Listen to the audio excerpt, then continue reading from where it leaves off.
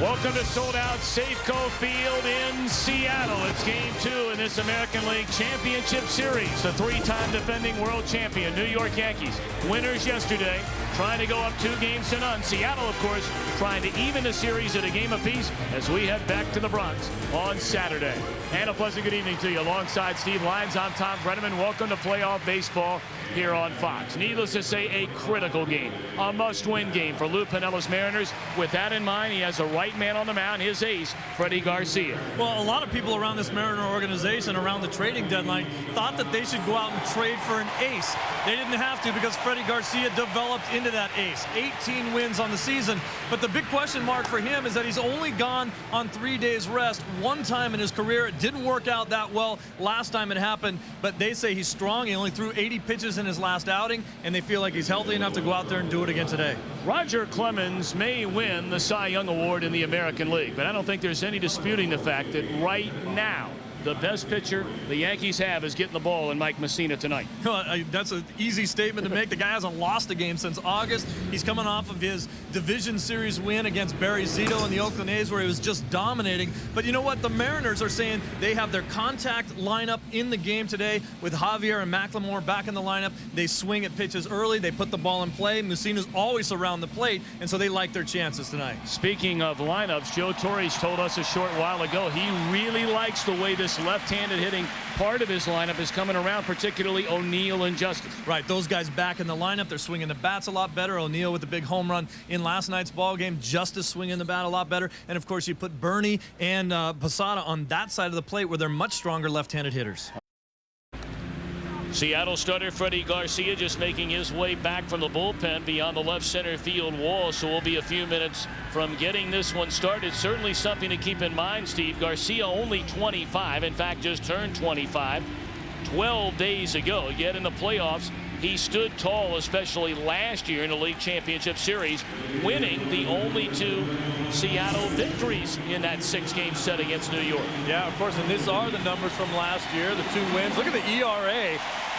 Didn't give up a whole lot of hits and struck out 11 in those 2 wins. He's the kind of guy that will let you put the ball in play. Likes to throw a lot of ground balls, a heavy, hard 93-mile-an-hour sinker, but showing signs of maturity beyond his years, as you mentioned, just 25 years old.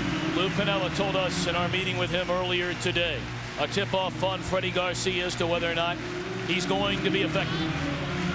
Has to throw strikes with his fastball, and that kind of sounds elementary, but this guy, more than anything else, he's a 3-pitch pitcher. Good hard sinker. He's got to throw that over the plate and get guys to swing at it, because that makes his curveball and his changeup, which is outstanding, much more effective. Lou Piniella got in Cincinnati to the World Series title back in 1990. This is the 4th time he has taken the Mariners to the postseason. They had never finished above 500 as a franchise until Piniella arrived on the scene. Took him to the playoffs in 1995, again in 97, and now for the 2nd consecutive year, they're in the American League Championship Series.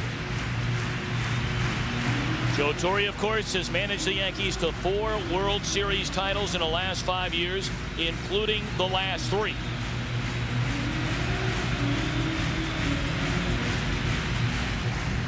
Yeah, that's funny back there in the Mariner dugout with Lou Piniella swinging the bat. This is the type of team that is so loose and has so much fun, and they're still that way. They're hanging in there. Cameron's still talking a lot. Boone's still talking about they probably will fine Piniella for impersonating a hitter because he picked up the bat. And the Mariners take the field, hoping to get some of that mojo that they didn't have here yesterday. For the Yankees, their starting lineup, Chuck Knobloch leads off in left, Derek Jeter at short, David Justice, the designated hitter, Bernie Williams in center, Tino Martinez at first, Jorge Posada behind the plate, Paul O'Neill. A big 2-run home run here yesterday is in right. Scott Brocious at third. Alfonso Soriano at second. The Yankee lineup brought to you by Kia. And on the mound, as we talked about, the native Venezuelan, Freddy Garcia. Now we talked about the fact that this guy really developed into their ace. He's a workhorse, 18-6 in 238 innings.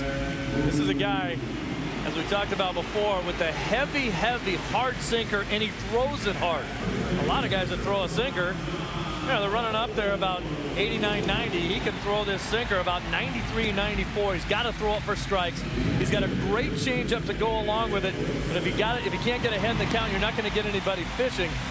And as we mentioned, he has become the ace of this staff, so they're no longer looking for an ace of this staff. They've got one. Let's take a look at the Mariner defense. The best in the American League this season.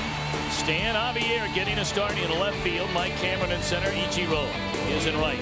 David Bell, John Olerud on the corners. Brett Boone in second, and Mark McLemore, who started 30 games, played in 35 at shortstop during the regular season. A battery of Garcia and Danny Wilson. Our broadcast tonight is also available in Spanish by utilizing the SAP button on your television.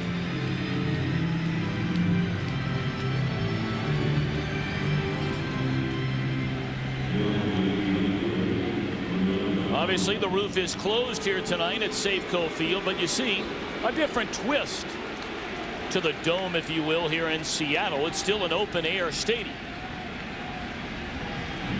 It's a chilly night. Temperatures expected to get down into the very low 40s. No rain today, but there is some in the forecast, so they figure close it up. Chuck Knobloch to lead it off. First pitch fastball, strike one, says Wally Bell, the home plate umpire, and we are underway game 2 in this American League Championship Series.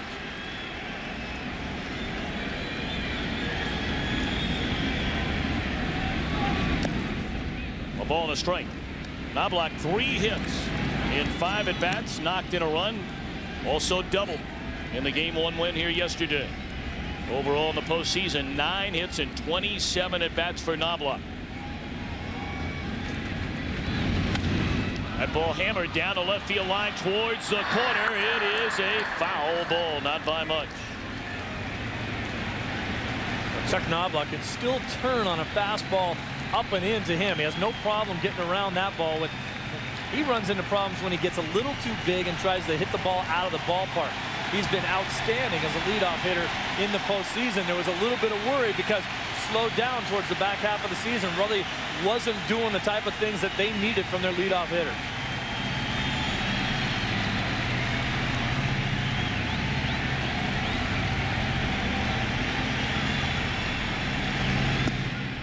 Two and two. A down year for Knobloch when looking back not only the last 3 seasons but his entire career.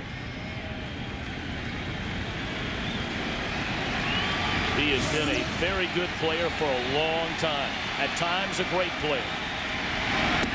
3 and 2. And at times just an average player, especially after all the throwing problems he had over the last couple of seasons, which forced him from second to left. After being a Gold Glove second baseman when he played for the Minnesota Twins.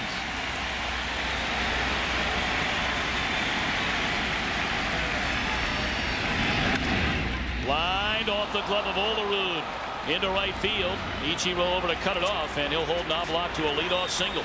And very early on, what Joe Torre told us, they're going to force Garcia to throw strikes, and if his pitch count begins to pile up, Seattle could be in a world of hurt. And so far in this at-bat to Knobloch, he's up. The sinker is not going to be effective if it's up over the belt of the hitter.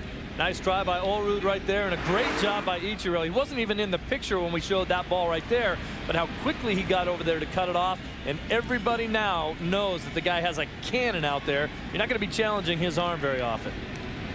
Derek Jeter, 8 of 23 in the postseason with 1 run batted in. Knobloch during the regular season stole 38 bases. Bunted up the third base line perfectly. What else is new for Jeter? The throw off line, but Olerud keeps the foot on the bag. Well, whatever he asked Jeter to do, he does it. Just a winning player. He made this look effortless. Now he can do it all, and Jeter just drops it down here. Watch the play that Olerud makes at first as we pick up this play. The throw goes up the line. Olerud has to make a decision on which side to catch the ball on. That's a tough chance to stay on the inside and take the chance that you run your glove into the runner coming down the base and maybe break a finger, or skip to the other side of the base as Olerud does, still catch the ball before the runner gets there and then get out of the way.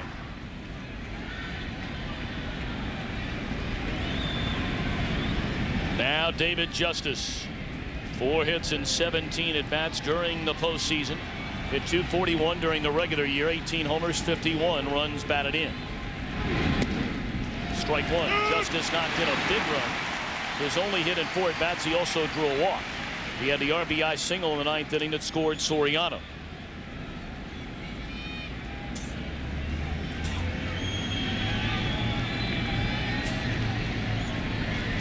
The Yankees playing for the early lead. Bunting Knobloch over to second. Soft liner caught by Olerud. He'll throw. But getting back to the bag is Knobloch. 2 away in the inning.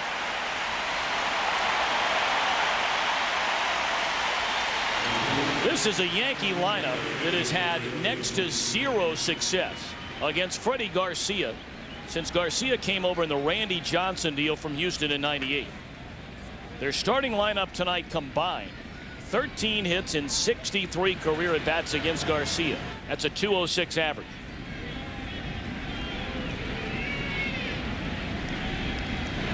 Well, I think the thing that scares the Seattle Mariners right now is a couple balls already have been hit pretty hard against Garcia, is that he's got to get that sinker down in the strike zone. He's got to run it down and get these guys to pound the ball into the ground. Want to know to Bernie Williams. He saw 4 hits and 21 at-bats during this postseason. Has 5 runs batted in, and all 5 came in the same game. Game 4 of the American League Division Series in the thumping of the Athletics to send it back to New York.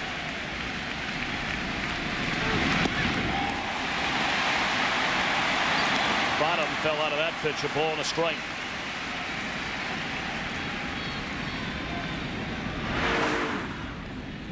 Now watch this pitch. It's just a changeup that's just going to sink down, down, down, and take off on Bernie there.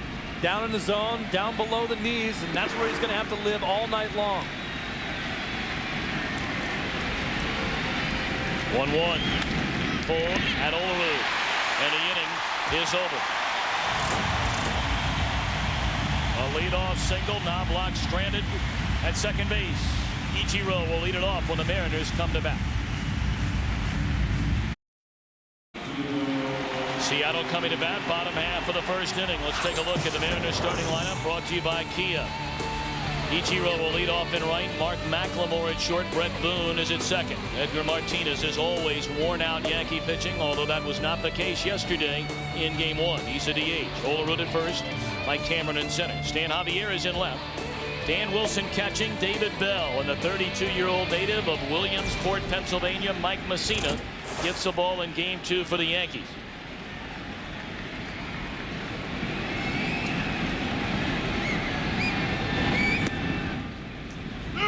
Breaking ball, strike one to Ichiro.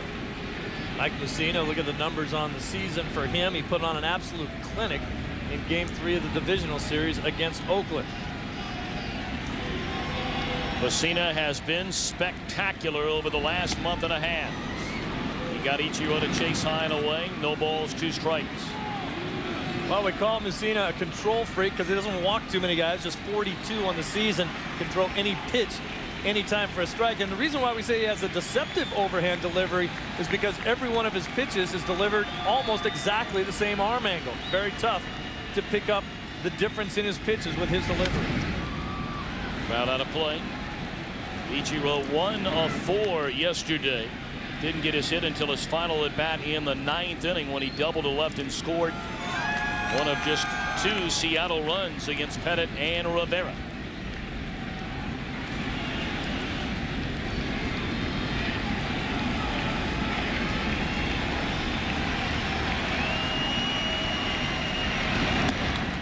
One and 2.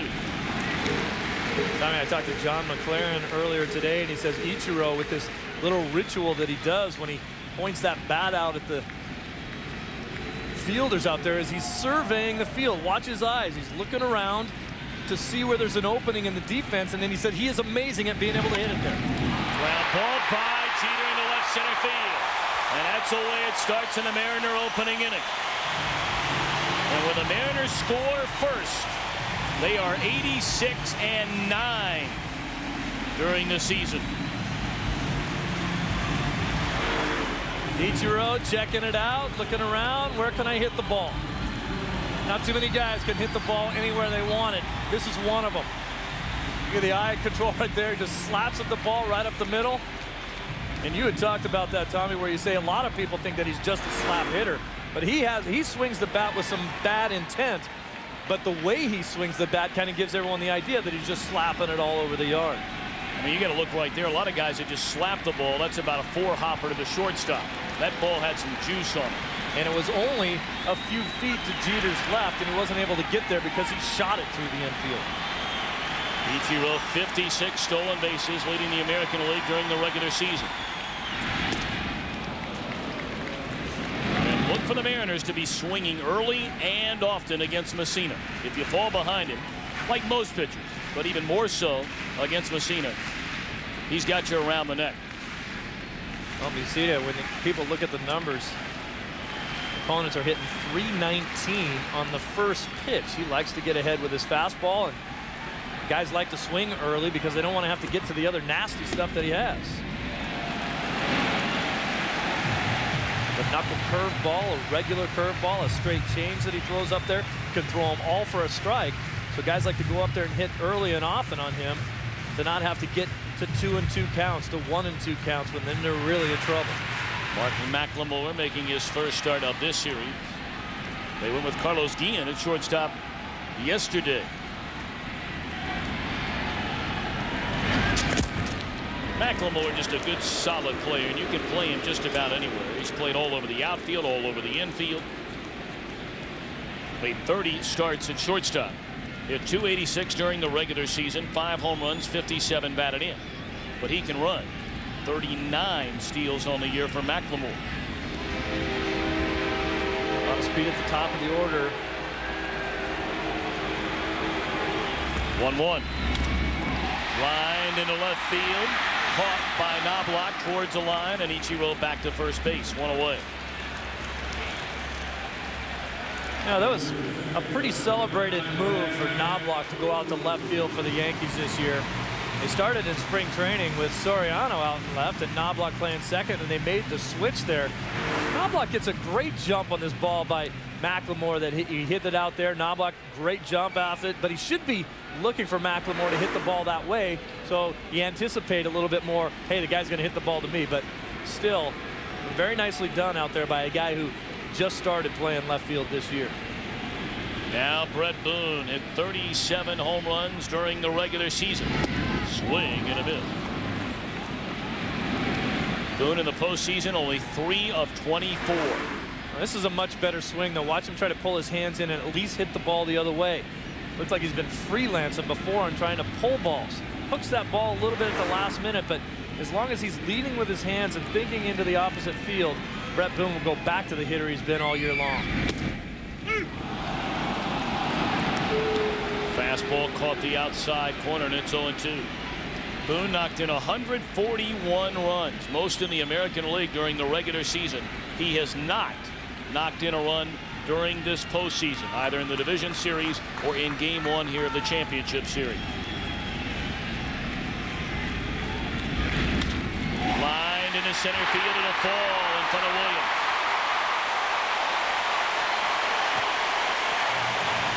Good piece of 2-strike hitting right there by Boone.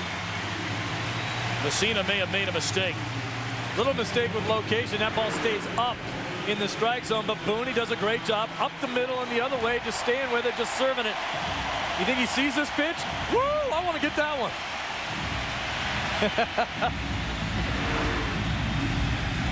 There you go. That's a nice sign right there. You keep getting hits, they'll dig even more. Swing the bat, my friend. Now Edgar. 306 hitter during the regular season, 23 home runs, 116 batted in.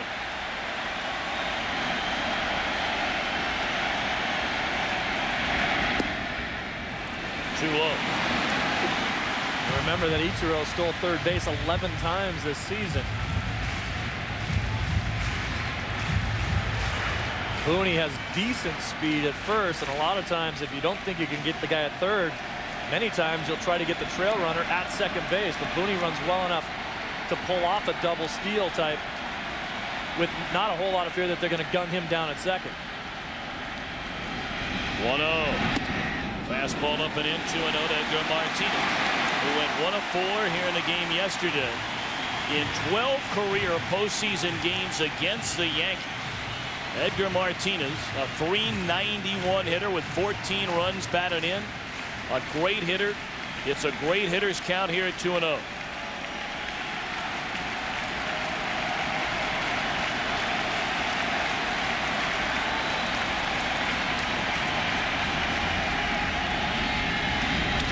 On the ground should be 2.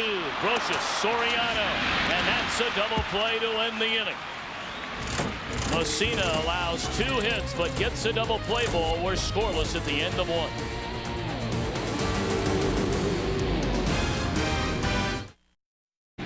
First pitch swinging to begin the second inning is Tino Martinez, and he has his second Yankee hit. It's a second inning in a row. The leadoff man has reached against Garcia.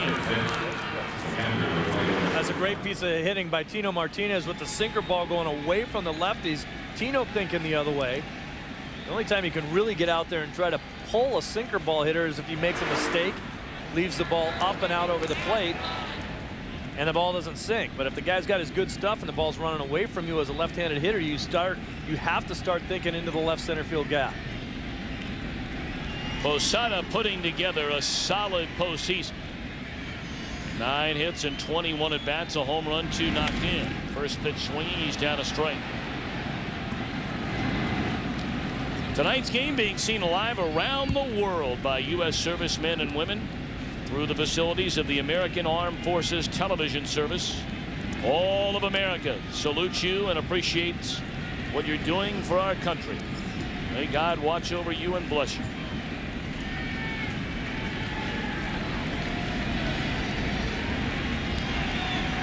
Oh, one to Posada, who had 22 home runs during the regular season, knocked in 95. This guy just keeps getting better and better. Huge home run in the postseason against the Oakland Athletics. 1-0 game, game 3.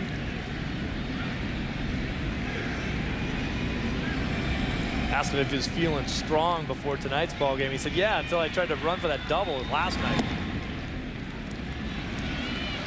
Joe Torre was saying he was a little nervous when Posada was going for 2, especially when Ichiro out there was throwing it. He said it looked to me like he was running for his life. Joe Torre just will talk to you for hours and hours about watching Ichiro. 2-1 delivery. Fouled back out of play. The team's only met 9 times now with the unbalanced schedule this year. But 9 games, plenty enough for Ichiro to impress the Yankee skipper. You brought up earlier about Ichiro's first step in the outfield. Torre says he's never seen a better first step by any outfielder in all his baseball years. That's saying something. Oh, yeah.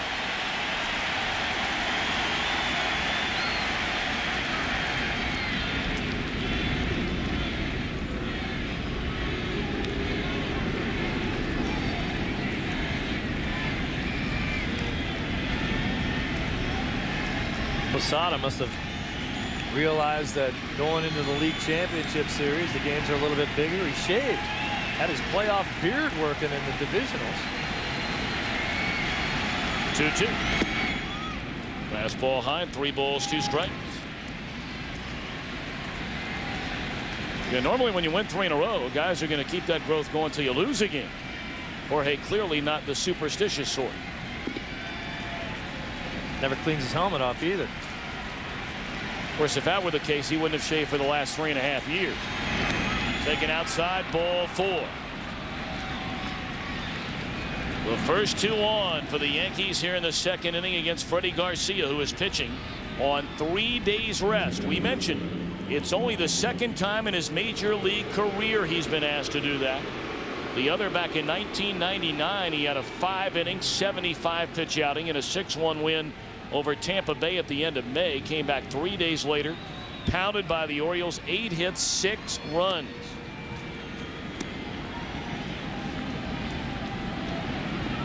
A lot of times with a pitcher like Garcia, you look for body language, and right now he's not pitching with a lot of confidence as far as his body language is concerned. Now Paul O'Neill. 2 on, nobody out. Fouled out of play. O'Neill in the 4th inning here yesterday with Posada at second base. Made it 3-0. Somebody up. For O'Neill, his 10th career postseason home run.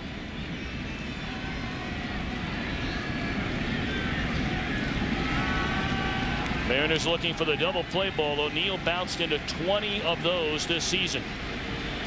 The 0-1. Way upstairs.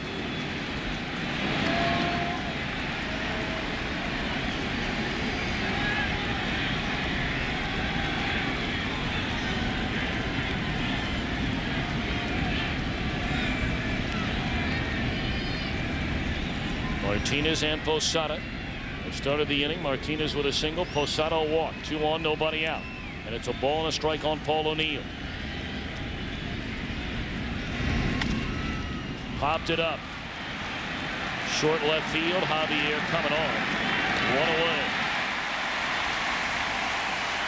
It gives us a chance to remind you that Game 3 of the National League Championship Series comes your way right here on Fox tomorrow night. 8 Eastern, 5 Pacific. That series tied at a game apiece. Curt Schilling, who has been the best postseason pitcher in either league so far, will get the ball tomorrow night for Bob Brenly's team. John Burkett starts it for Bobby Cox's Braves. And you and I'll be jumping on the red eye with our merry cast of characters and be calling that one from Turner Field tomorrow night. Another red eye. How many can you take in a 1-week span? As many as it takes, brother. You got it. As long as we're there for the big game. 2 on, 1 out. And here's Scott Brosius. Lined fair down to left field line. Rounding third and coming home is Martinez. On his way to third, Posada. The ball rattles around in the corner. Jorge will score from first. A 2-run double by Brosius gives the Yankees a 2-0 lead.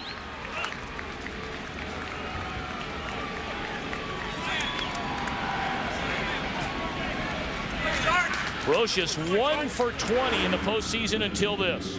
Well, this is a ball right down the middle of the plate. Garcia is really struggling with control. Hammers this ball down the left field line, and then it kind of bounces around down there. Tino's going to score easy. Stanley said, you know, instead of hitting the padding, it hit the cement wall and bounced past him again. Well, you really can't fault Stan Javier for a play like that. There's some cement on that wall underneath the padding. You're hoping that it's going to bounce off the padding. You go in and pick it up. Breaking ball on away to Alfonso Soriano. It hits the cement wall 6 inches underneath the padding and then bounces so much quicker back off of that and right by you again. Posada doesn't score on that ball if it hits the padding. 1-0 to Soriano. Breaking ball in there, a strike. 1-1. Yeah, that could be end up being a huge play. Look, off the cement and then right past Javier, because it bounced so much more quickly off that cement than it would have if it hit the padding. It would have been a much deader bounce, and that's why Javier was going in to try to make that play.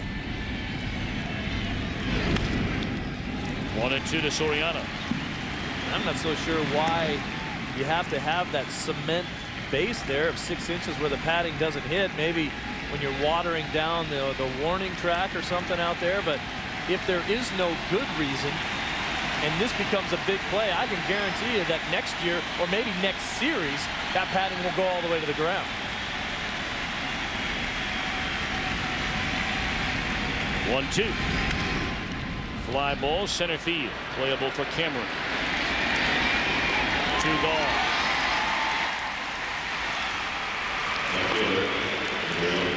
Scott Brosius, a 98 World Series most valuable player. Only 1 of 20 coming into this game, but a huge 2-run double to give the Yankees the early lead.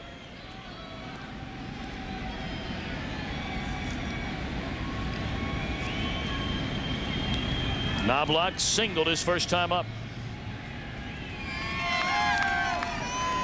It's kind of been Scott Brosius's MO for a long time. Kind of lies in the weeds. He hits way down in the order. Occasionally you forget about him, and then bang, hurts you.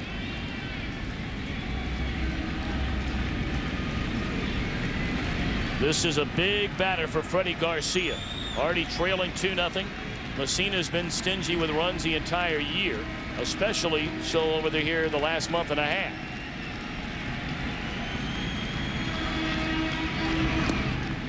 Ball 1.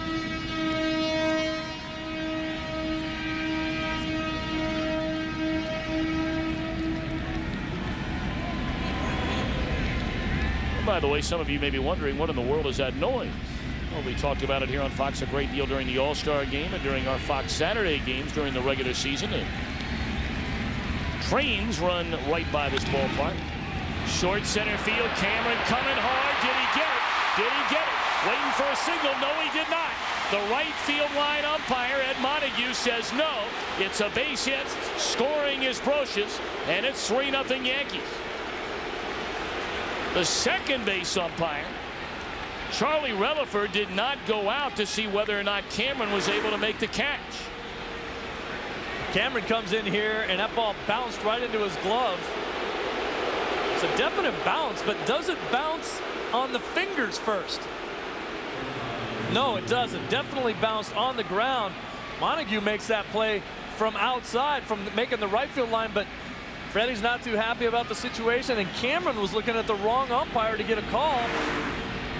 Meantime, the run was scoring. Relaford stays inside there to make sure that there's a play at second base. He's the umpire that makes the calls, and the outside umpires close into the gaps when the ball's hit and make the call. That's why Montague made that call from the right field foul line.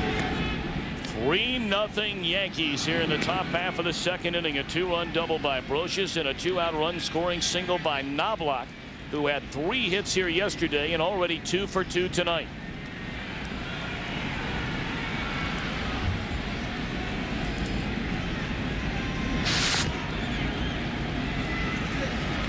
That was a nice try by Cameron, too, in center field, who's an outstanding defensive center fielder. Some people will say, well, he was so close to it, why didn't he dive for it? Well, because then you get in between. You can either shoestring a ball or you dive for it. You kind of get in between where your concept of where the ball is. Knobloch running. Wilson's throw to second base, and Knobloch is out at second base.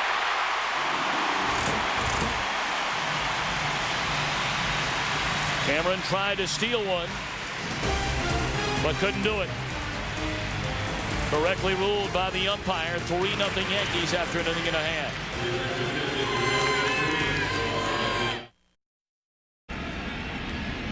And for the bottom half of the second inning, the Yankees in front 3-0. Olerud, Cameron, and Javier due up against Mike Mussina. First pitch swinging. Olerud, fly ball down the left field line. Knobloch to get it. 1 pitch, 1 out. Tommy, in yesterday's ball game, we got on Garcia or Carlos Guillen a little bit with his great throw from Ichiro because he didn't sweep the tag through to the base. Posada was safe because of a bad tag. And now tonight with Brett Boone playing second base, the Gold Glover, and Nobby trying to steal a base. Look at him catch it, sweep it through there, make the tag, and get out of there so you don't get hurt. You'll always get the call there.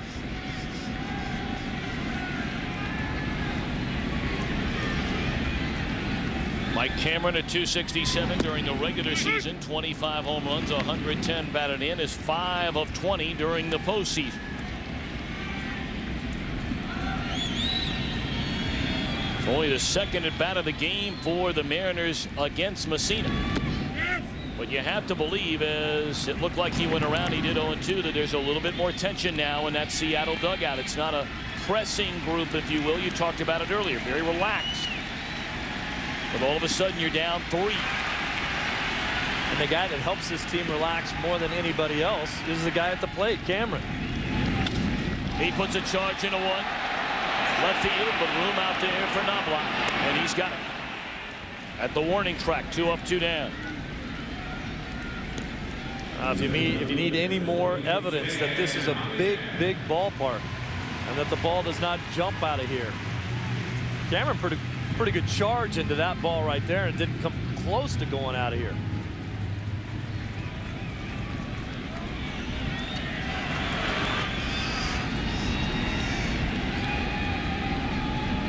Now Javier.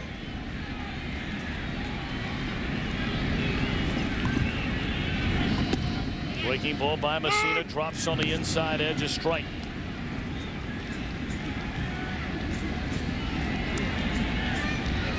Mussina has not allowed an earned run in his last 16 postseason innings and has allowed only one earned run in his last 23 innings in postseason play.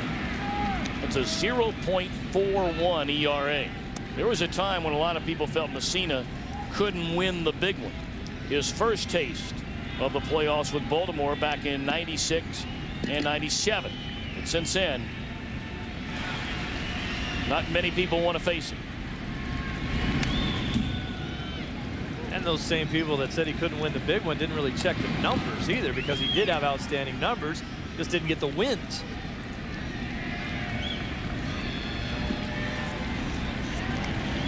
Of course, Mariner fans don't want to hear about it, because where Mussina really turned the corner was in '97 during the division series when he beat the Mariners twice in 14 innings, allowed only 3 earned runs.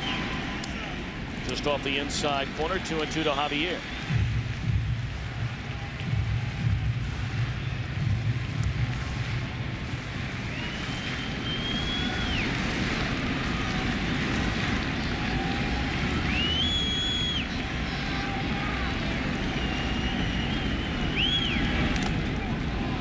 Fouled away. It'll stay at 2 balls and 2 strikes. Here are the numbers we were talking about for Mussina in the postseason. 49 2/3 innings, 30 hits.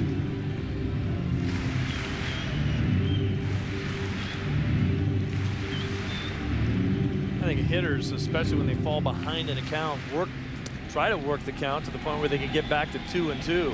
As you've mentioned many times, a lot of pitchers will go after you a little harder 2-2 because they don't want to get to 3-2. They don't want to mess around. Mussina doesn't walk very many guys, but he also doesn't care if he goes to 3-2. So he'll still bring one of his nastiest pitches to you 2-2, because he'll throw a strike 3-2.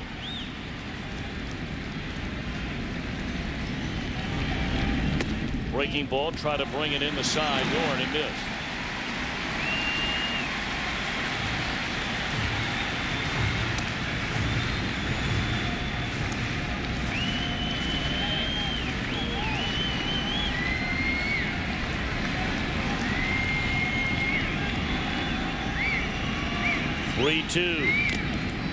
We'll do it again.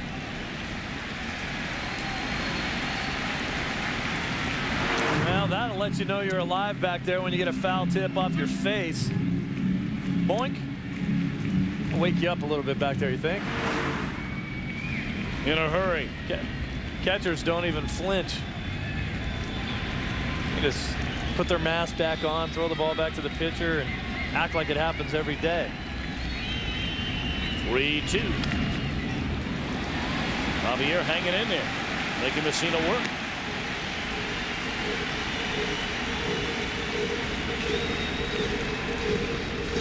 Freddy Garcia on 3 days rest, only the second time in his major league career he's been asked to do that. As Steve mentioned earlier, he only had 80 pitches in the Game 5 victory over Cleveland, but he's already given up 3 runs on 4 hits through the first 2 innings tonight. A 9-pitch at bat, and Javier draws a 2-out walk.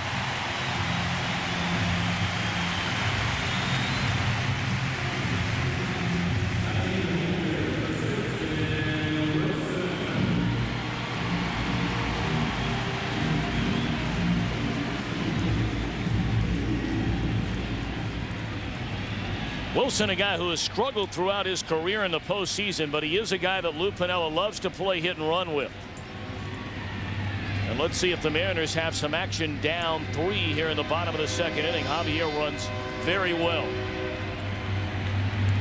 Runner not going, and it's high ball 1.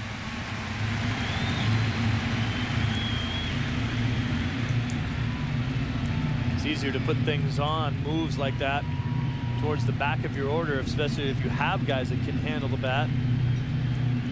Javier runs well. Wilson not bad at handling the bat. Down in the lineup, he can make some moves. 2-0.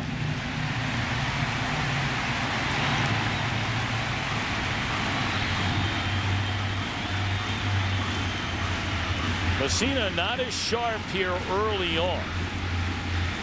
Don't get me wrong, it's not to say he can't get it together in a hurry. But he allowed 2 hits in the opening inning. He got Edgar to bounce into the double play to end the inning. Cameron hit the ball very hard here in the second, and then a walk to Javier. He's fallen behind Wilson 2-0.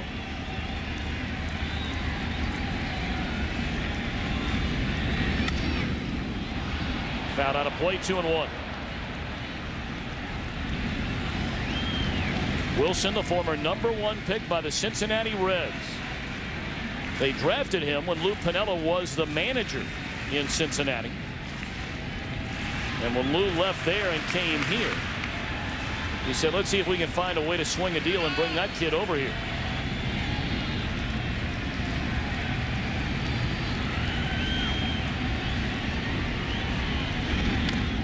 Two and two.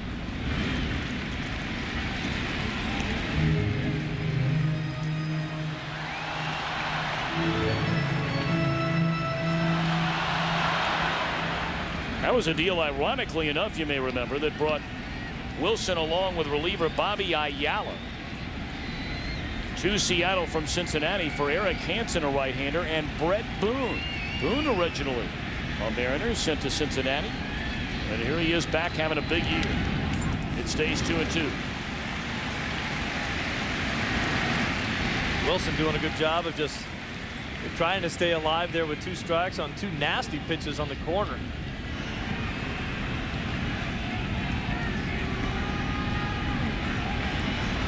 Sometimes hitters have to foul off those nasty pitches in order to get to the point where they can get a mistake to hit. Mussina might make a mistake, leave one out over the plate. Hit hard, but foul.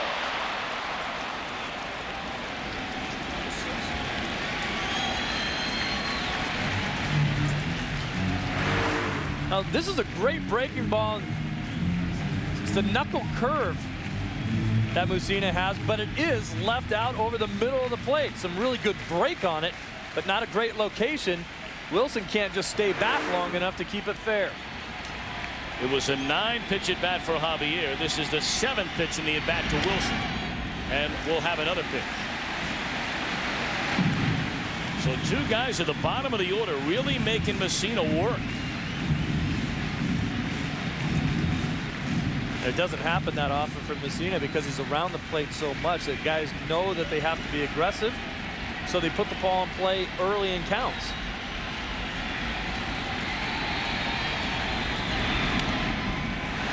Fouled out of play again. So you saw the 20 pitches in the inning by Mussina, but 15 of them, now 16 of 21, have come against Javier and Wilson.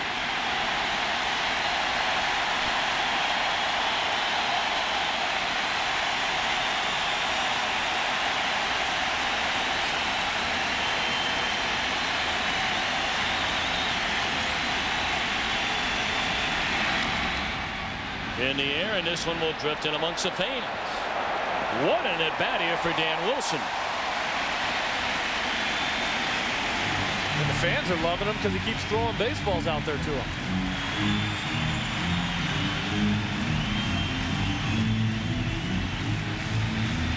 I don't know if they're clapping right now because they want him to get a hit or because they think that he might foul one off to them. It might be it. Those are both good choices. Come on, Danny, hit it here. 2-2 again. And a liner it is. A base hit into right center field. Over to cut it off O'Neill. He does. Flips the ball to Bernie Williams. And being held at third base is Javier. How about that play by Paul O'Neill? Undoubtedly, the Mariners would have sent Javier to the plate. This is a great play that he gets there to cut it off, and then watch the flip over to Bernie Williams. And Bernie gets it into the cutoff man so that Javier cannot score all the way from first base. This play does not happen very often, but I don't know why it does. And that is great communication between 2 outfielders. Paul O'Neill going away from the ball. And remember, he's got a bad foot. For him to try to stop, put the brakes on, and turn around and throw this ball, you might send Javier anyway. But no way when you flip it to Bernie and he gets it in that quick. Nice veteran play by 2 veteran players out there. They went to school off Derek Jeter. They're on the corners with 2 away. David Bell, the batter. Big breaking ball. And Mussina saying, where in the world did that miss? A little life for the Mariners here in the second. There's the knuckle curve again. And that ball just stays up a little bit. A little movement from Posada back there as well. May have stolen that pitch away.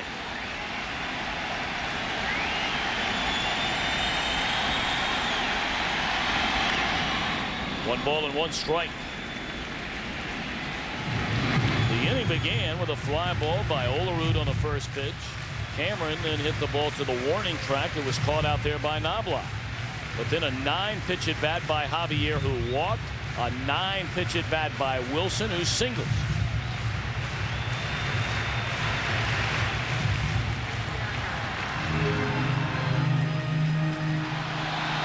It's interesting to note that this season, with a pitcher of Mussina's stature, that the opponents with runners in scoring position hit .307 against Mussina this year.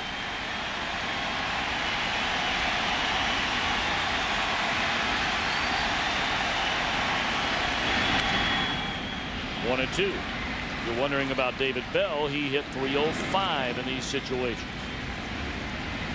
I asked Bell before the game, what do you try to do with Mussina? What do you look for? Kind of started laughing and said, I'm not sure yet. Sometimes you try to see what he's got working for him, but he said, you know, a lot of times with him, you try to pick one pitch and sit on it. And he said, I like to sit on a breaking ball from Mussina.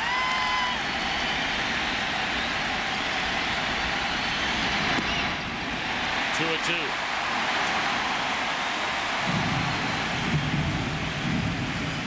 The tough part for a player to do is to stay with that philosophy when you have 2 strikes. A lot of times you'll say, I'm going to do a certain thing, but when I get to 2 strikes, I have to protect the plate.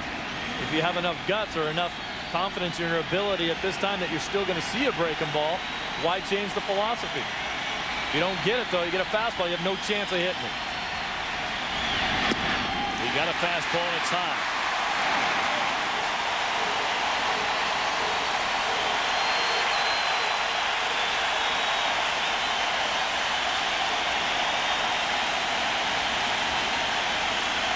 Tino will back up behind the runner Wilson, who gets started on the 3-2. They're standing in Seattle looking for runs.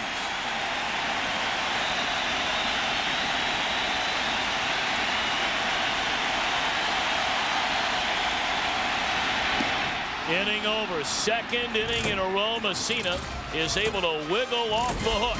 End of 2. 3-0 Yankees.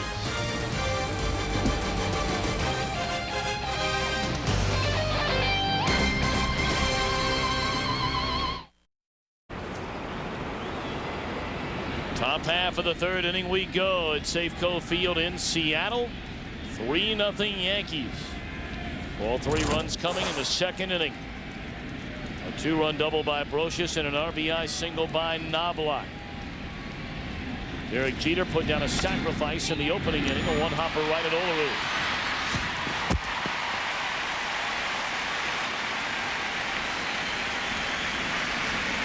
You know, we watched one of the best players on that Yankee lineup, Derek Jeter, drop down a sacrifice bunt. This time trying to go the other way than the way he normally does. Doesn't get a good piece of the ball. Knows he's going to be out. So he just dogs it down the line, right? No chance. Running all the way. Well, we talked about it during the division series. Our conversation, a great conversation, as it always is, with Don Zimmer, as David Justice settles in with 1 away. And a lot of times in baseball circles, you'll hear the old schoolers, if you will, like Zimmer, who run into players through the years that maybe they come up with an enormous amount of talent, then they get wrapped up in problems off the field, or maybe they think they're better than they really are, and all of a sudden their production on the field begins to slip. He said Derek Jeter has not changed since day 1. And he's got things going for him pretty well. Wouldn't you say, Steve? I think Jeter pretty much dialed in there in New York City, isn't he?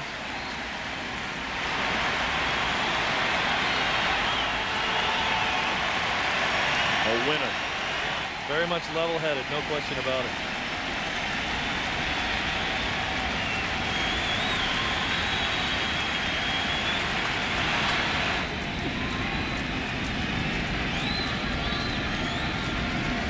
One-two to Justice.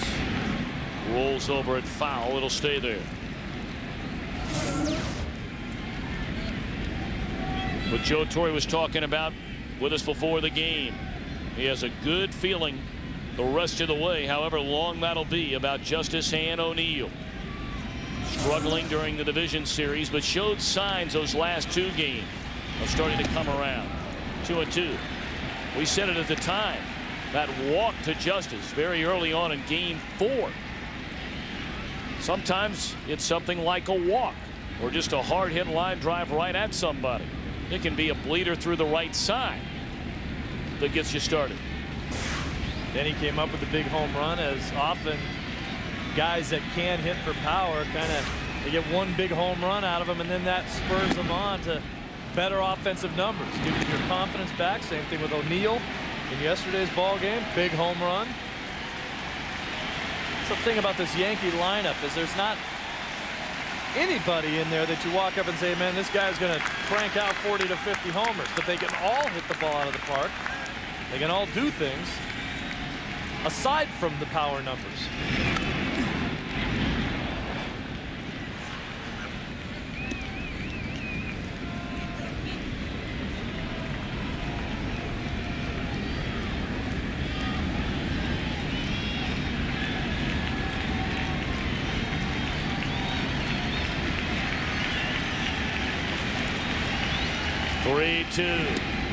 Ball 4. And there's another indication that Justice is starting to get locked in again.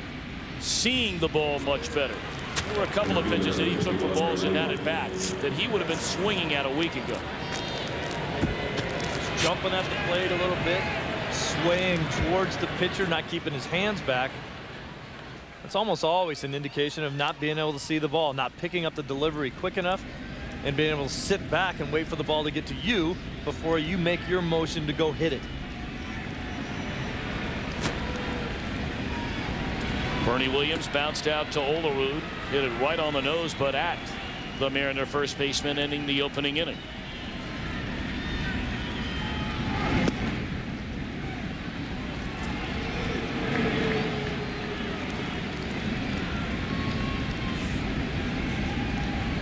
Bernie looking like he's making a conscious effort to try to pick up the delivery. Watch him lock in on this ball all the way in to the catcher's glove. I kind of think Bernie might have been taken on that pitch all the way, but he really wanted to get a good look at it, have an idea of what Garcia is going to try to do to him on this at bat, and file it away for the rest of the pitches that he's going to see in this at bat. Garcia led the American League in earned run average, just the second Mariner ever to lead the AL in that category, the other being Randy Johnson. Fly ball, left center field, well hit. Cameron racing back to the track. What a spectacular play by Cameron. And racing back to first is Justice. How about that?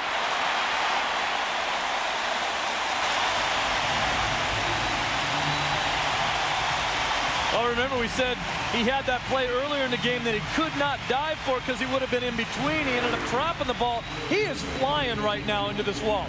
No fear of running into the wall, knows exactly where it is, puts his hands up, and then watch how quickly he gets the ball back into the infield for the potential double play. Great defense in center field. That ball was hit a ton, and he went a mile to get it.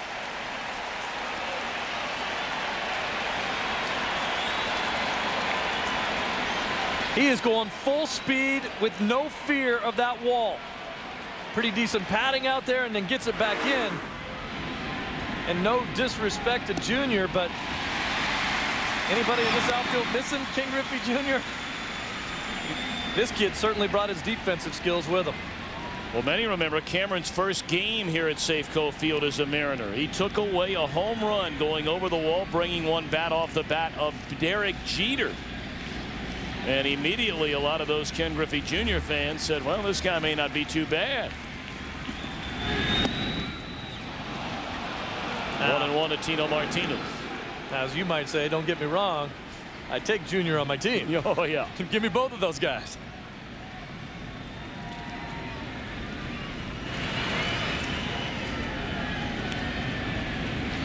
Martinez singled to begin the second inning. Scored the first Yankee run. Fouled straight back, 1-2. Clearly, neither pitcher on top of his game through the early part of this one. The difference between the very good pitchers, however, and the great pitchers, going to the mound with less than your best and getting the job done.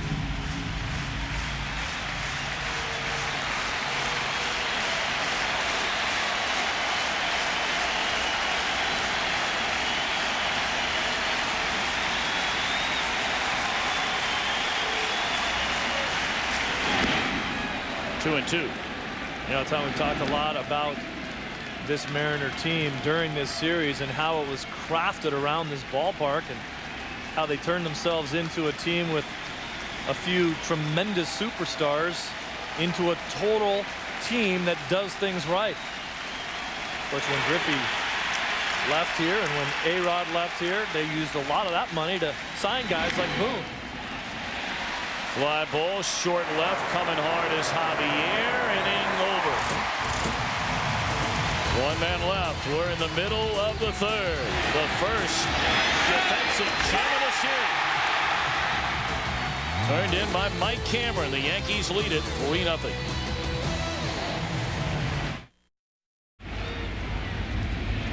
Bottom half of the third inning, Seattle trailing Mike Mussina and the New York Yankees 3-0. Ichiro to begin things. He'll be followed by Macklemore and Brett Boone. Ichiro, the first Japanese-born position player to play in the major leagues, will turn 28 years old in 4 days from now. Has had a phenomenal year. He takes outside ball one, and the following of Ichiro unrivaled. About 20 members of the media from his homeland of Japan have traveled with him the entire year. He had his differences with many of those members of the media. In fact, along with teammate Kazuhiro Sasaki, they boycotted the Japanese press for a handful of days this year. Now all is well. Well, that was because there was a relentless pursuit of both of those guys when they were away from the field. There's reports that someone actually tried to get the landlord of the building that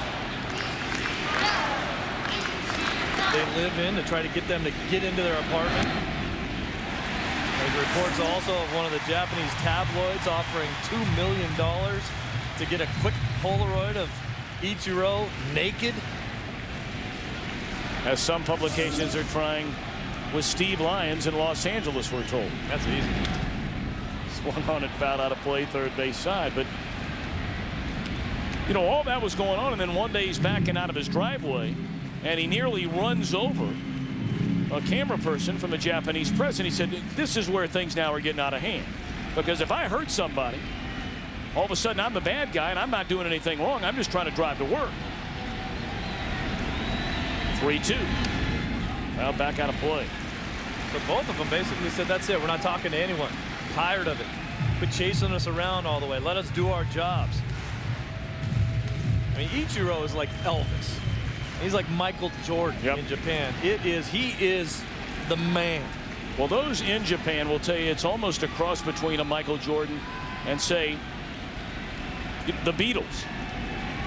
I mean, that he is that big. Pick a movie star. That one fouled back out of play. And to give you an example, let's assume for a second that there's a souvenir stand at Yankee Stadium, but Ichiro plays for the Mariners. In Japan, every stadium in the Japanese league had an Ichiro-only souvenir stand, not just the city where he called home. Got to get one of those Blue Wave uniforms. Straightaway center field, hit well. Bernie Williams on the run, can't hang on, and Ichiro will slam on the brakes at second base. A ball that should have been caught by Bernie Williams.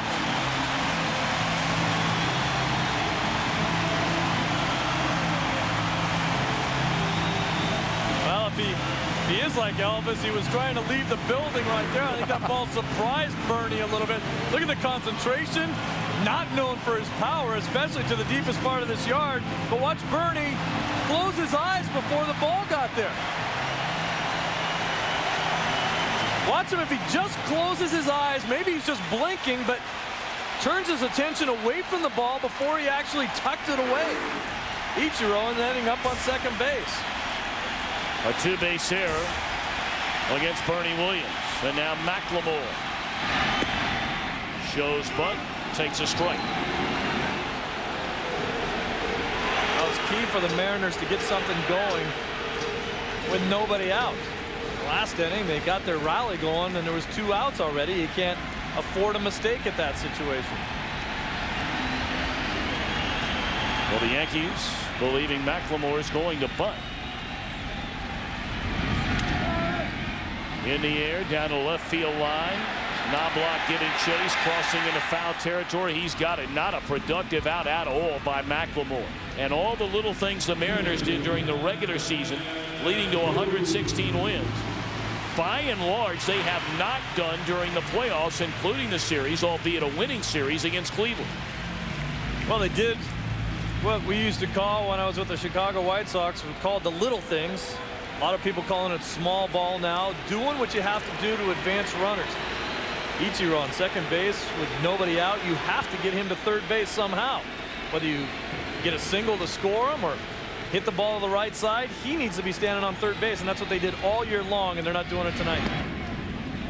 Breaking ball inside to Brett Boone, who singled to center field his first time up. Boone looking for his first RBI during the postseason.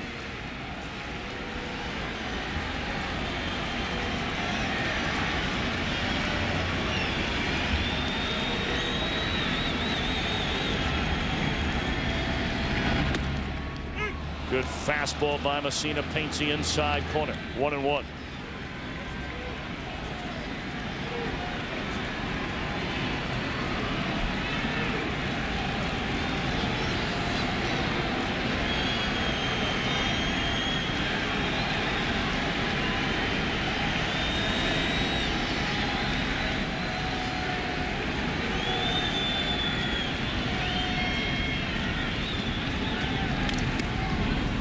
Back out of play, and Mussina ahead of Brett Boone at 1-2. The Mariners during the regular season as a team hit .296 with runners in scoring position. During the postseason, 5 games against Cleveland, 1 against the Yankees, and now 2 1/3 innings tonight. They're hitting .150, 6 of 40 in those situations.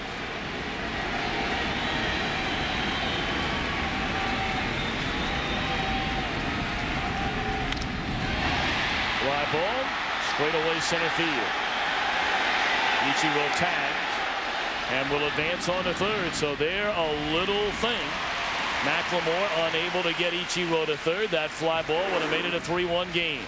Certainly would. Here's the replay of that ball left out over the middle of the plate. Now, Boone, I don't think anybody lights up bigger than Boone when he sees a pitch he wants to hit. And then he says, I missed it.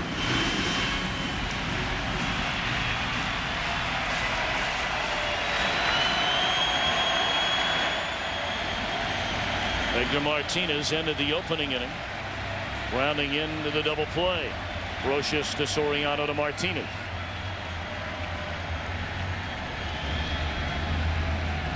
We saw Martinez running the bases yesterday and not doing it well. He's got a growing pull that he's been nursing a little bit. Not the kind of guy at this point is going to be able to beat out an infield hit. 0-1 to Edgar Martinez.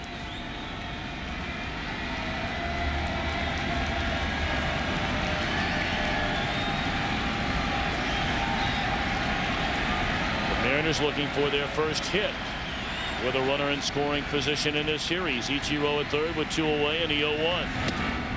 A ball and a strike.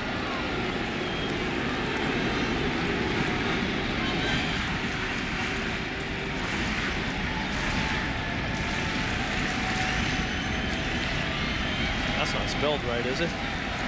Edgar. Looked good to me. He thought that pitch looked good until it dropped off the table. Now, fact is, Edgar doesn't swing and miss very often, but when you throw a nasty pitch like that, and that was out of the zone, Edgar reaching for that.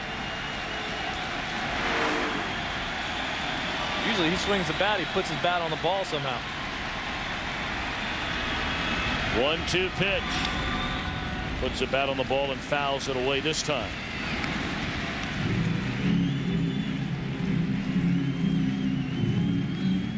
There you go. You need the kids to show us how to spell it right. Undoubtedly.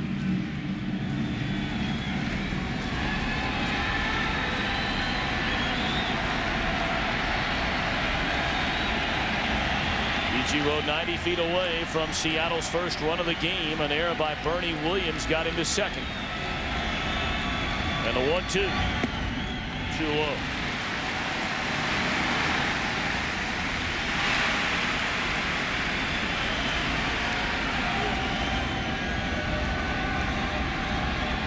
Steve, it appears as though Mussina looks a lot sharper in this inning than either of the first 2 innings. You think so? Well, he's one of those guys that once you let him settle into his rhythm, it gets tougher and tougher on him. Fly ball straight away center field, should end the inning. And it will. Mussina pitches around the Bernie Williams error. Ichiro stranded at third. We play 3. And the 3-time defending champions lead by 3. Tom Brenneman, Steve Lyons, our entire Fox crew on hand here at Safeco Field in Seattle. 3 runs, 4 hits, 1 error, 2 left for the Yankees. The Mariners, no runs, 3 hits, no errors. They've left 4 men on base. All Yankee runs coming in the second inning. A leadoff single by Martinez, a walk to Posada, 1 out later, a 2-run double by Brocious. And then a 2-out run scoring single by Knobloch. And here's Posada. Freddy Garcia delivers strike 1.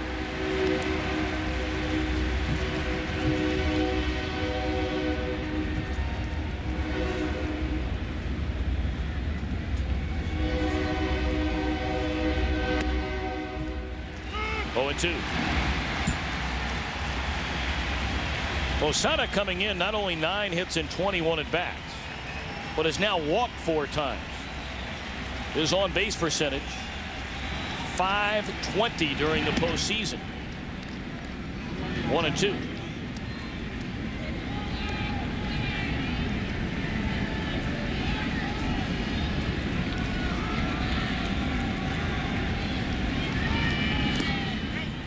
Breaking ball in the dirt. 2 balls, 2 strikes.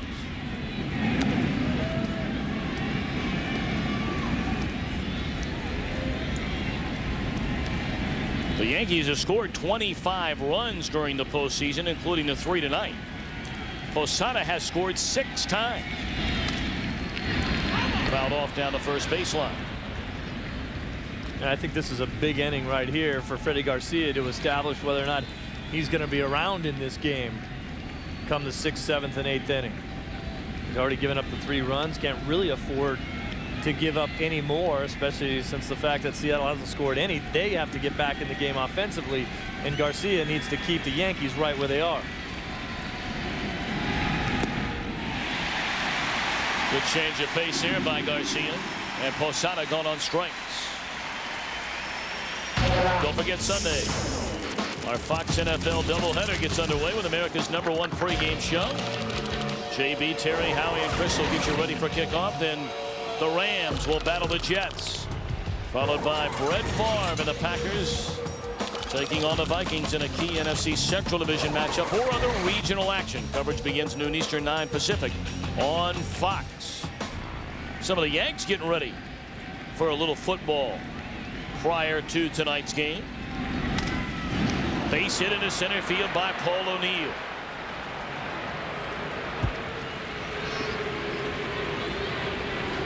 Yeah, there's Andy Pettit after his start, throwing a perfect spiral to Roger Clemens. Clemens over to Posada.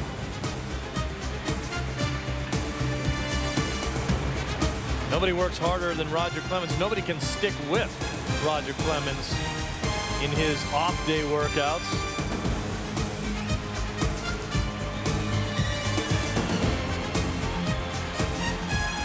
Having that football out there just makes your work a little bit more fun.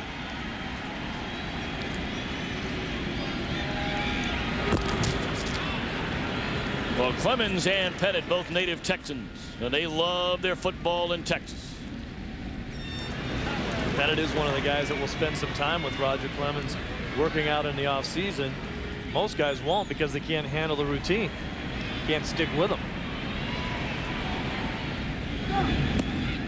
Roger telling us before the game today, he wants to hear about his son Cody, who has a big freshman football game tonight.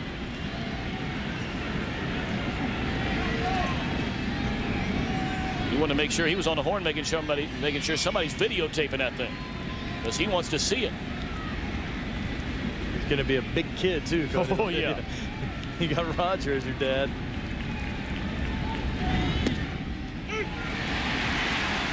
One and one. Of course, who was the old pitching coach? Tom House, wasn't it? The old Ranger pitching coach who was a big believer in throwing the football in between starts for pitchers. He thought the motion was the same and the way the ball left your fingertips was good work.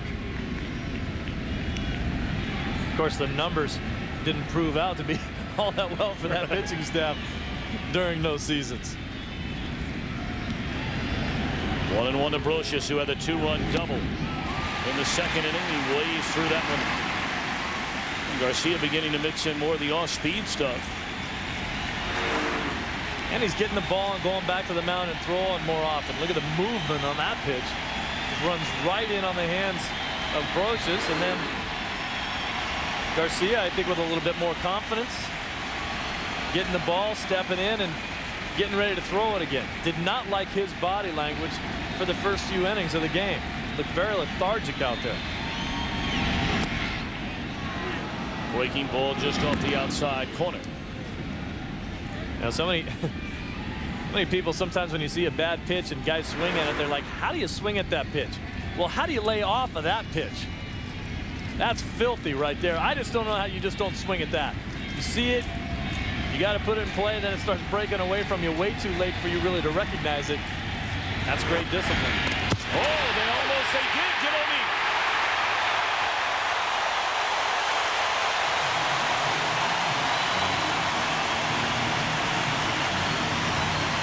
See, Tommy, this isn't even really a pickoff move. He hasn't even gone into his mugs and just got a quick pick, and O'Neill was going the wrong way. That's just a little jump turn hello. I'm going to say, I know you're over there. And they get him. Olerud tagging him on the back leg, but snuck that tag in there just before O'Neill got his front foot into the base. Swing and a miss, and that'll end the inning. So O'Neill playing with the stress fracture in the left foot. Slow to get back to the bag. One hit, nobody left after 3.5. Still the Yankees by 3. Lee Mazzilli wearing a microphone. Our Fox sounds of the game at first base. There's Lee Mazzilli right there have a good move over here. So he made a good sized lead, but he's 1-2. Okay, quick to the plate. All right, buddy. Let's get a good sized lead. Your fault. He's telling O'Neill that he doesn't have a good move, but he's very quick to home plate. And then O'Neill just falls asleep there, headed the wrong way, and then very lazily gets back to first, and he gets picked off. 3-0 Yankees lead. John Olerud hops it up. Third base side. Brocious waves off Jeter. Second at bat in a row by Olerud, who generally is a patient hitter. He has seen 2 pitches and 2 at bats and has popped up twice. Well, it's kind of a double-edged sword when you're a team that knows that Mike Mussina is going to be around the plate, and they know that he likes to get ahead with fastballs, and you have to go up there and be aggressive. But at the same time, you come back to the bench and you've had 2 at-bats and you've only seen 2 pitches. Sometimes you say, man, what am I doing? You get caught in between. If you had 2 base hits on 2 pitches, though, you'd be happy. Living right. And there's a strike to Mike Cameron. Cameron hit the ball hard his only time up in the second inning. It sent Knobloch to the warning track. Speaking of going to the warning track, Cameron making the play of the night, and so far anyway, through a game and a half, the play of the series.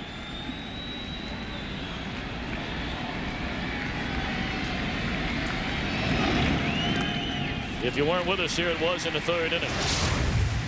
Cameron just got a great jump on this ball off of Bernie Williams' back. Look how quickly he goes to the wall, and without fear goes up against the wall and catches it. Reached out with his throwing hand to just protect himself against the wall as he was trying to catch it. Just feeling for it out there. You know, he kept flexing that right hand a little bit, Steve, throughout the remainder of that inning, and then coming back into the bench. He gets hit with a pitch. Now he'll be flexing that elbow. He's going to be doing a lot of flexing. This ball, Cameron doesn't do a whole lot to get out of the way. It's just a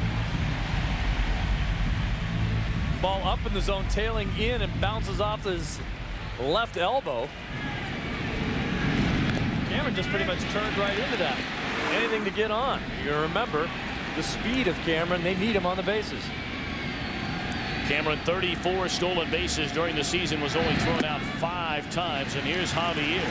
Javier and Wilson, the next 2 batters, have had 2 of the best at bats in the game against Mussina. Each going deep into the count. 9 pitch at bats for both Javier and Wilson.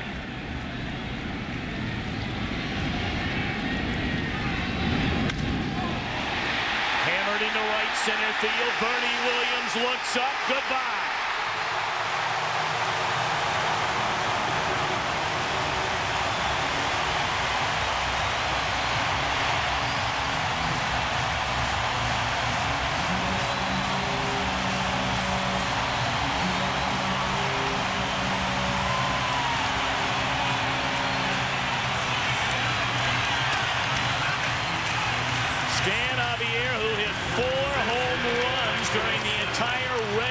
Season makes it a 1-run game. Well, the entire Mariner team has been trying to talk him out of retirement. He said he's going to go to the house, spend more time with his family and his kids. And huge postseason home run right there for Javier. This is a guy that's not known to hit a lot of balls out of the park. As you mentioned, just 4 on the year. But watch the balance, the concentration, the head down. And that's just a fastball out over the plate that's easily hittable. But he drives it to the deepest part of this ballpark and out.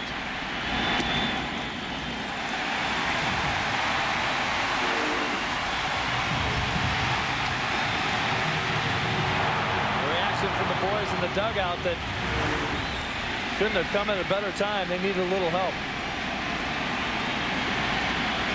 2-0 to Dan Wilson. Pops it up, short right. O'Neill is there, 2 away. You kind of get the feeling in this game that the Yankees are just kind of cruising through it, feeling good about what they're doing, not trying to wake up a sleeping dog in the Mariners. But good signs if you're a Mariner fan when you see Garcia get through the inning like he did, finally starting to settle down and pitch a little bit better, and then a big 2-run homer to finally get on the board.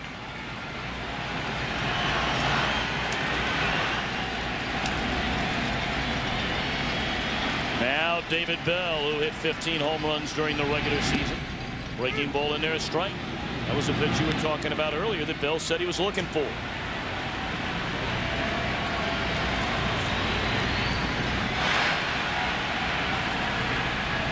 Javier with the fewest home runs during the regular season of anybody in the Mariner lineup tonight. Check swing and a miss, and it's 0-2. See Javier there on the bench saying what pitch he hit. Hold your hand up, pull it back towards you. That usually means change up, and that one just hung.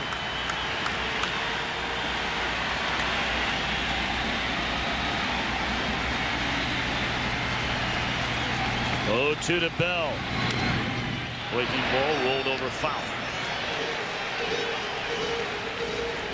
So Javier, who had a 9-pitch at bat his first time up, to draw a walk. Hammers a 1-0 pitch to the seats.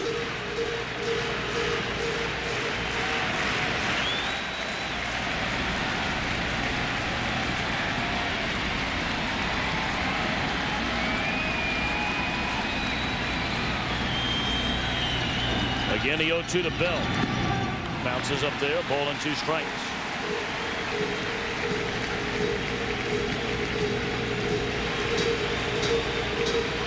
It's the worst part of a catcher's job. Nobody's on base, no threat of anyone stealing, and you still have to get down and block a pitch in the dirt just because it's your job. And that hurts. Yeah.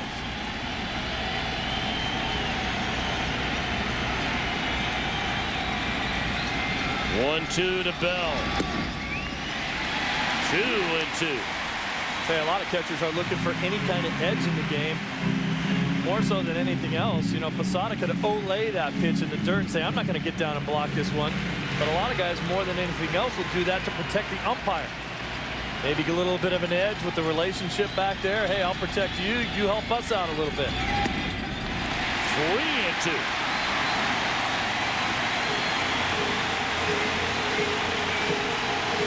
Ichiro waits in the on-deck circle. They'll file behind in the count, 0-2. And now it's gone full. And last time this happened, this is when Mussina started throwing fastball after fastball. Popped up. Down to third baseline. Jeter pulled off by Knobloch. And the inning is over. But Stan Javier brings them to their feet. A 2-run home run to deep right center field. End of 4.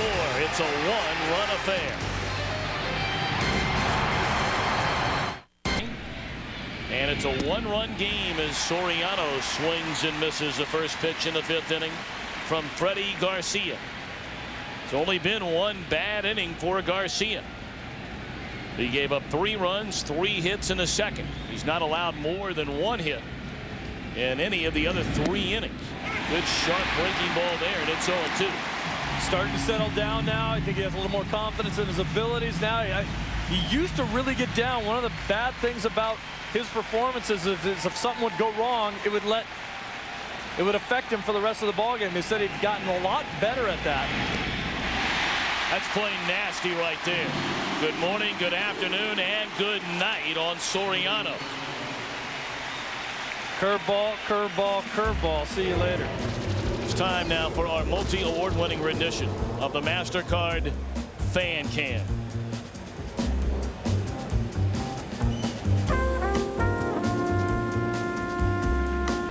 You were seen sporting one of those allegedly earlier today. No one can confirm that yay or nay. What do you mean a must-have just at a Mariners game? The Mariner Moose hat is a must-have regardless, a staple in your wardrobe. Is that Jay Buhner? That's getting into it right there. They used to have that promotion over at the Kingdome every year. Jay Buhner shave your head night. Buzz cut night. Yeah, if you'd shave your head, you'd get in for free. The funny thing was they usually had a bunch of women show up for the promotion. 1-1 to Chuck Knobloch. Knobloch off to a great start in this American League Championship Series. 3 hits and RBI, a pair of singles and a double in 5 at-bats here yesterday. 2 for 2 here tonight. A pair of singles and a run batted in. And right now his base hit the difference in the game. I think it's really important for Garcia and how he responds to that inning. Get his team back into the dugout so they can hit again.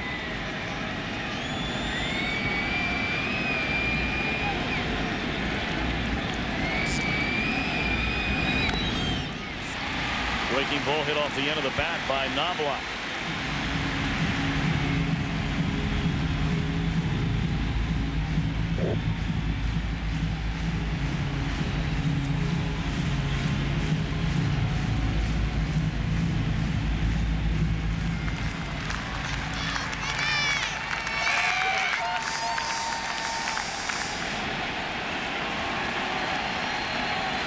Two balls, 2 strikes to Chuck Knobloch.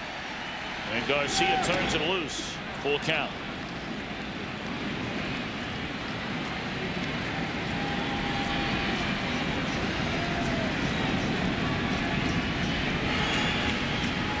Now, there's a lot of people in Seattle that think Freddy Garcia looks like the Rock of WWF fame.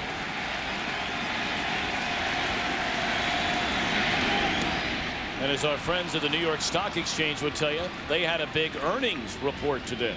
Let's go to Jeannie Zalasko for a game break. A big NLCS report. The Braves escaped Arizona, Tom, with a win, but they will not escape Curt Schilling. He's followed them to Atlanta for the Game 3 start. The NLCS continues at 8 Eastern Friday on Fox. The series tied 1 game apiece, Tom. Jeannie, thank you. We're going to be there. Fly all night and get to hot Atlanta for the hottest pitcher so far in either league in the playoffs, Curt Schilling. 2 starts, 2 complete games, 1 run. And I know there's a major player in this series that doesn't want to see us go.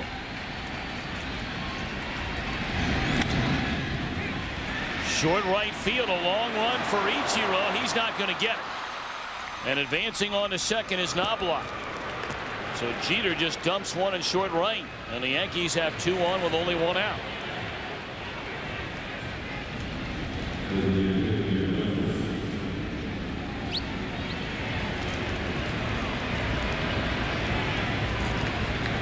Now, the reason why this play is so hard is because Ichiro can't get it, but Booney playing in, and it's such a long run for him to get. If he's playing normal depth, he can go out there and probably make the play on that ball. He's saying, go ahead. No one's going to catch that ball. Jeter saying, move up, everybody.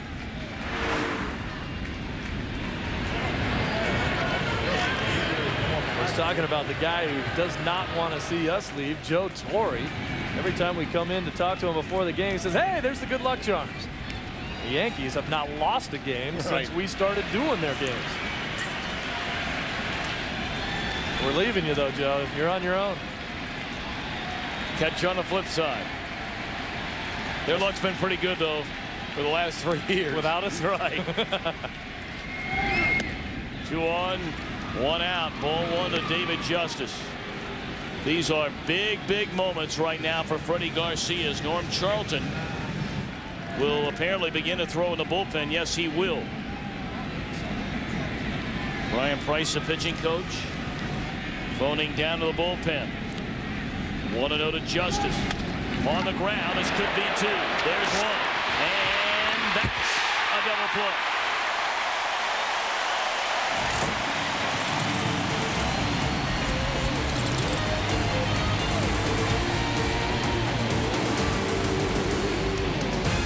Fox, presented by the New York Stock Exchange, is brought to you by Chevy Trucks, the most dependable, longest-lasting trucks on the road, and by Pizza Hut, where this fall you can get one of our delicious pizzas for an unbelievable low price.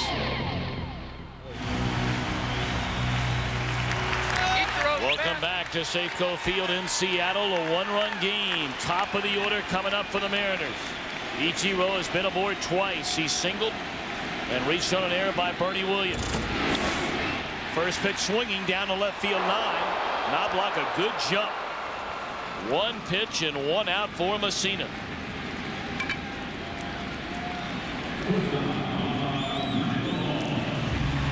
Now, Ichiro obviously has one of the more unusual swings in the game, but he keeps his bat through the hitting zone for as long as anybody in baseball. Watch how long this bat stays in the hitting zone. Hit that ball hard, but not exactly where he wanted it to be.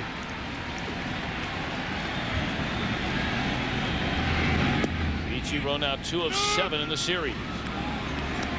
McLemore flying out to left in the opening inning. And we talked about it at the time. After Bernie Williams dropped the fly ball in deep left center field that Ichiro hit to begin the 3rd inning. Ichiro winding up at 3rd base. Or 2nd base, pardon me. And McLemore was unable to hit something to the right side to get him down to 3rd. Ichiro wound up being stranded at 3rd. They'd like to have that chance again.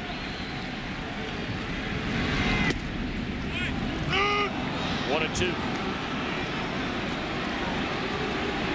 Barrymore said he was going to look for fastballs to hit. He was really going to hope that his team would force Mussina to throw his other pitches for strikes. Jump on that fastball really gets the guy thinking, I better throw something else up there. And if he can't throw that for a strike, then you can be in trouble and in for a long night.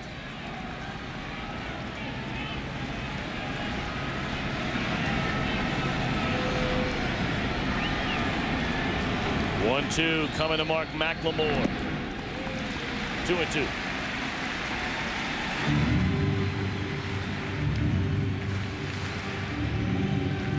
Mussina's allowed 2 runs, 4 hits. That's as many hits as he allowed in 7 innings in a 1-0 victory over the A's, beating Barry Zito in Game 3 over the weekend.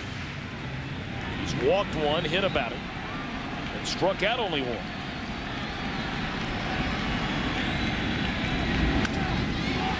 Fly ball, right center field. O'Neill over to get it. 2 away. Now this series will shift back to the Bronx and Yankee Stadium for Game 3 on Saturday, an afternoon affair. It gets started at 4 o'clock Eastern, 1 o'clock Pacific. Pitching matchup in that one. Jamie Moyer, 2-0, was outstanding in the division series against Cleveland.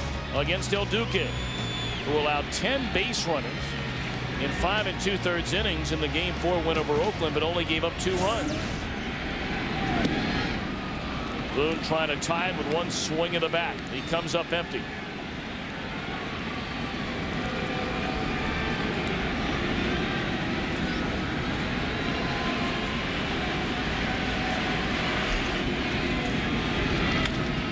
Popped up. Right side of the infield, so the top of the order set down in order by Mussina. We go to the 6th, still a 1-run Yankee lead. Championship Series on Fox is presented by the New York Stock Exchange. The New York Stock Exchange. The world puts its stock in us. Top half of the 6th inning we go at Safeco Field in Seattle. 3-2, the Yankees in front. New York scoring all of its runs in the 2nd inning off Freddy Garcia. The Mariners getting 2 on 1 swing of the bat by Stan Javier in the 4th.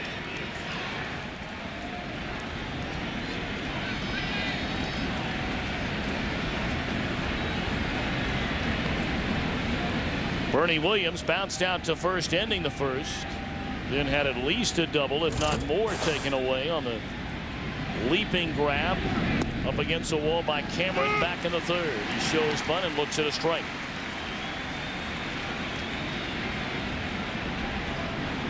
Williams off to a very slow start in this postseason. 4 hits and 23 at bats.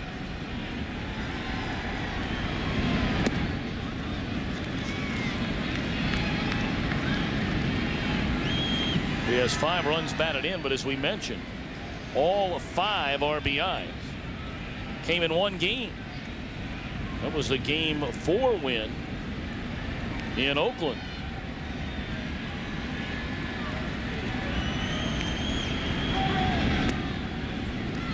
Two balls and a strike.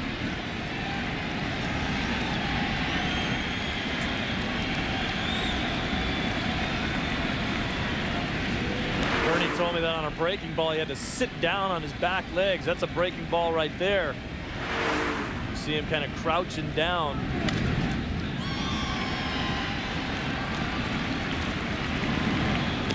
Garcia came back with a fastball that time, and Williams late. 2-2.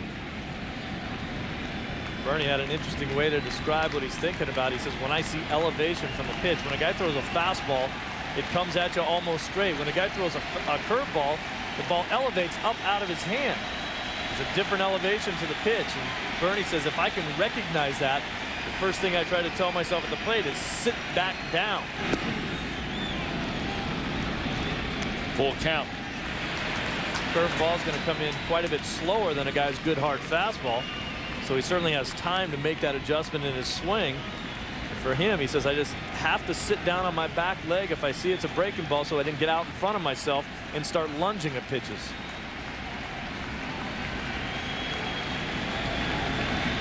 Count of 3-2. Our score is 3-2.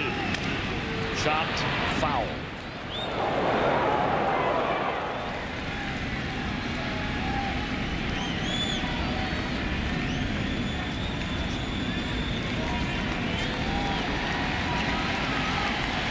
Ball girl gave that little fella the ball.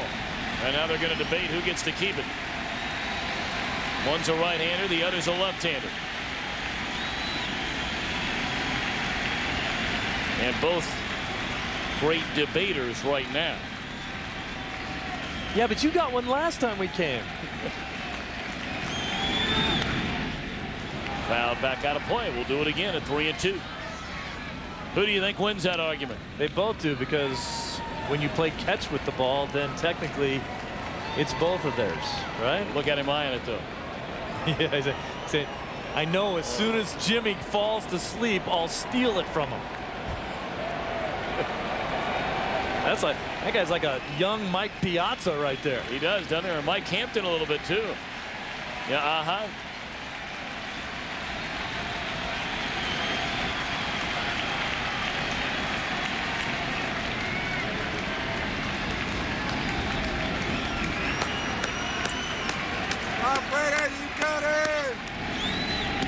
Strike 3 called.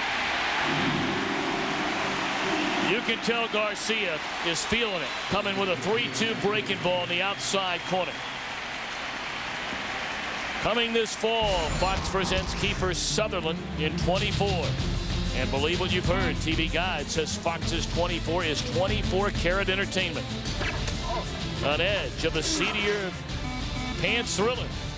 That's the series premiere of 24, coming Tuesday, November 6th, right here on Fox.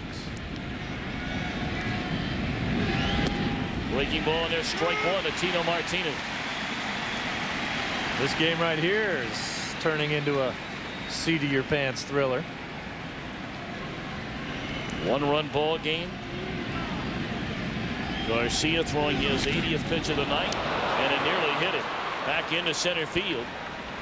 Second hit and 3 at-bats for Tino Martinez. Well, this is your classic chuck and duck. Watch this ball out over the middle of the plate. Tino sends it right back at the box, and Garcia, tough time getting out of the way. Look at the balance of Tino. That's a beautiful swing. Tino with his eyes, look at the eyes and the concentration. His head's down, straight back up the middle. The only way Garcia can make a play on that is if he charged it, maybe. That's what they teach you, don't you? Yeah, charge those kind, right. I didn't even see it whiz by me. Tino with as many hits in the game tonight and 3 at-bats as he had in 22 at-bats during the postseason coming into this. Ball 1 to Jorge Posada. Posada walked and scored in the second inning. Struck out against Garcia in the 4th. Garcia's fan 4. He's walked 3. Allowed 3 runs, 7 hits.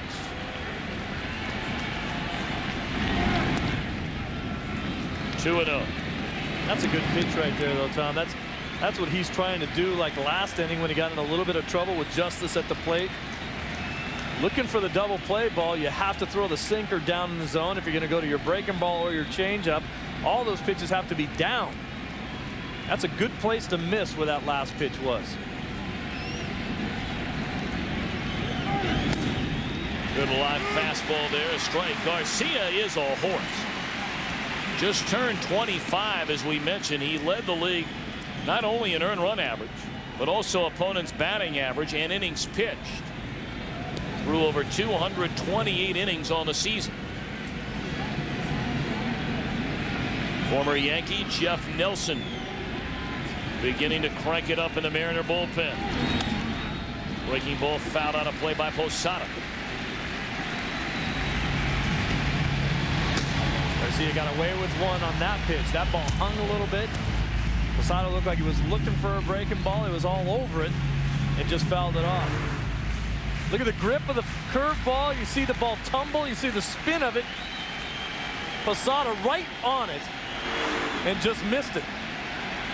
Now, you can take a great swing. You can do everything right and still not hit the ball. Hand-eye coordination, baby. That's what this game's all about. 2-2. Fastball up and in.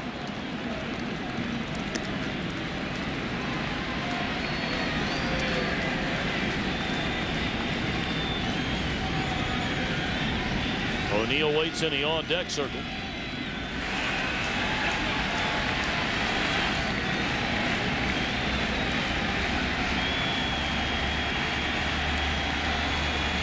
Garcia the pause, and now the 2-2 runner goes. Swing and a miss. Throw to second. Inning ending. Double play.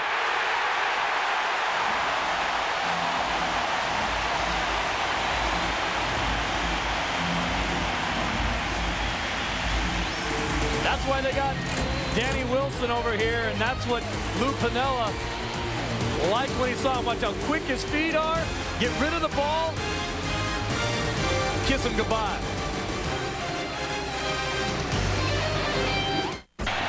One loss, so what, say the Mariner fans.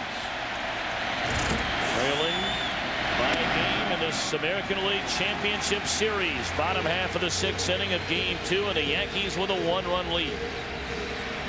Yeah, one loss, so what?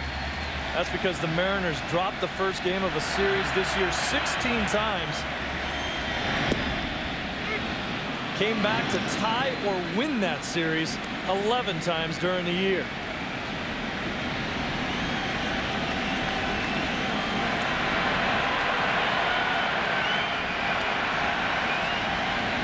Martinez, Olerud, and Cameron do up. Hammered foul. No activity in the New York Yankees bullpen. Mussina's only given up 4 hits. The big one, the home run by Javier. After Mussina hit Mike Cameron on the left elbow with a pitch in front of him.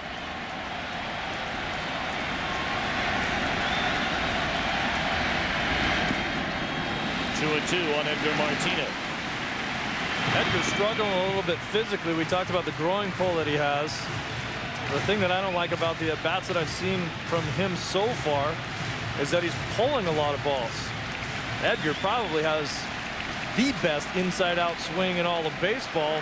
Derek Jeter might be a close second as you see Roger Clemens. Martinez, for the most part, loves to hit the ball the other way, and he's pulling a lot of balls so far in this series. Rolls over that one, pulling it foul. You see him shaking his head.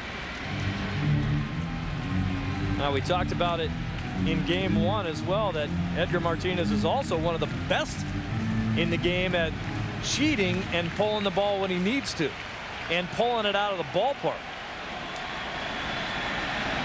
Once you think he's going to go the other way, you try to get in on him, and he yanks one down the line.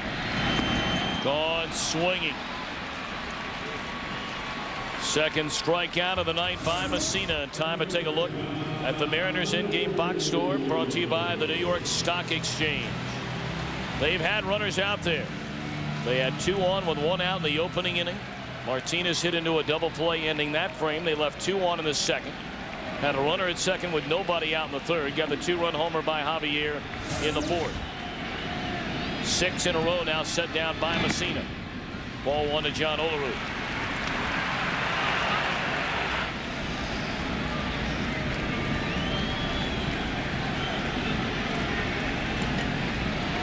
See the postseason numbers for Olerud really struggling. Him and Boone.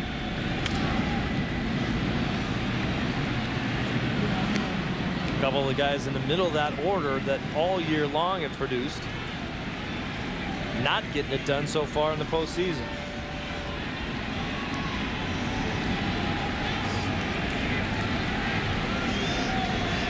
They're combined 6 for 49. Olerud and Boone. Fastball just off the inside corner. Mussina, one of the call, didn't get it as a left-hander. Mike Stanton begins to throw for the Yankees.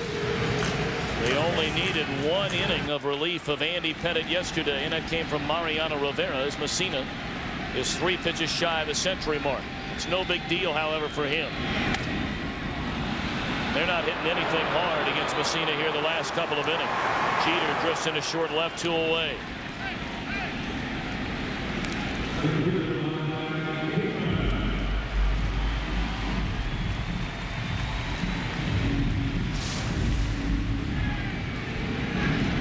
fourth inning for Cameron. He gets hit in the elbow.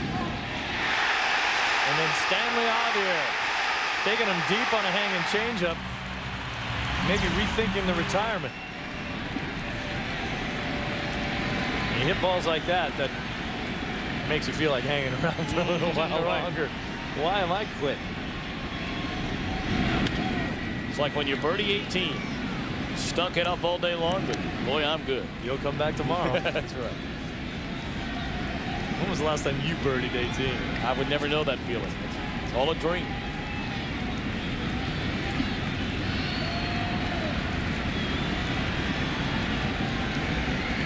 Oh, and 1 to Cameron, who hit 25 home runs during the regular season. On the outside, Black from Mussina, 0-2. We call him a control freak, and this is why. Look at Posada's glove. Doesn't even move. Not a smidgen. Boy, that's a tremendous feeling of power. Not to be the pitcher in this case, but to be the catcher. When you set your glove up anywhere you want it and the pitcher hits it, you feel like you're really good. Forget about what he's doing out there. Posada's sitting back there thinking, man, I'm putting down the right fingers all the time. I move around, he hits the glove. I'm good. Mendoza. We saw the right-hander joining Stanton, the lefty, in the Yankee pen. And here's a 1-2. Struck him out on a fastball, and that'll end the inning. Mussina's fan 3 has set down 8 in a row. We'll return to Seattle after a break from your local station. Yankees still lead it by a run.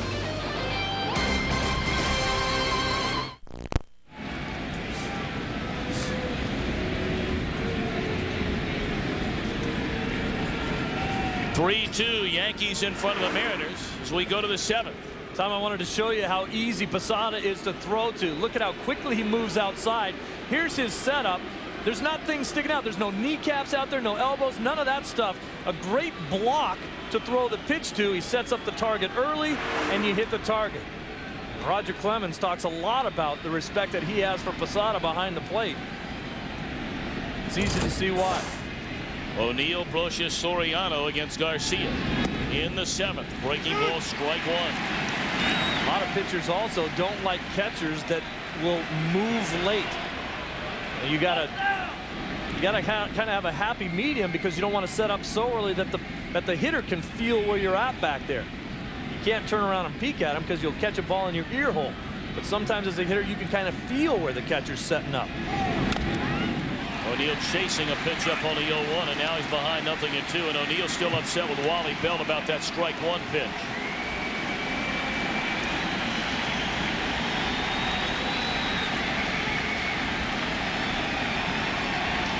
Freddy Garcia working on 3 days rest. He allowed 3 runs and 3 hits in the 2nd inning. O'Neill talking to himself, trying to get himself and his concentration back into this at-bat. Whoa. That'll get your concentration back in a hurry. There's Zim checking it out. This is some classic chin music right there. Look out. That's a purpose pitch. Would not be surprised right here if Garcia comes back with a changeup down and away. Could that be from O'Neill arguing so long about that strike 1 pitch? I don't think Garcia wants to stand out there and listen to O'Neill argue about balls that are called strikes against him. There's the changeup. Nobody fishing.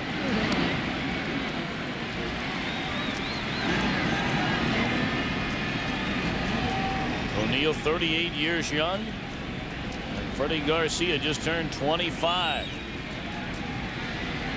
Well, they're staring down one another as we open the 7th inning.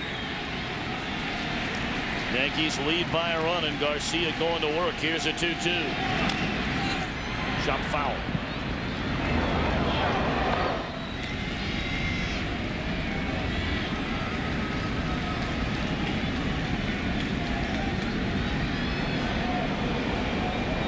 Who got the foul ball this time? She did. Or maybe those little guys gave it away. They did give it to her, we're told. Isn't that nice? 2-2 again. Rolled over to the right side, charging Boone. Gets a handle on it, one away. Time to take a look at our Yankees in-game box score, brought to you by the New York Stock Exchange. The big blows coming in the second inning. A 2-run double by Brocious, an RBI single by Knobloch. Look at Knobloch, 3 hits yesterday, Steve. He's been on base 3 times tonight. Those guys are getting balls right and left, so they're sharing the wealth. Well, that is wonderful. Who says we have to worry about today's youth? Not here. Kid's working on his spitter. Yeah. I think he's just licking the cotton candy off his fingers. See, that's a hazing tactic those 2 use. They load the hands up with a cotton candy and then give the ball away. And whoever gets it has it stuck to the palm of their hand the rest of them. Look at that guy. What in the world's he? He's got an entire meal. What did he do? Go across the street somewhere? With a knife and a fork and a big plate of potatoes. 0-2. Breaking ball away. 1 ball, 2 strikes. Daddy Wags over here. His mouth is watering now. Look at that. Need some spaghetti. Look at this guy looking at him saying, man, I'm hungry. I'd love a bite of that. Look at that other guy. Keeps peeking over.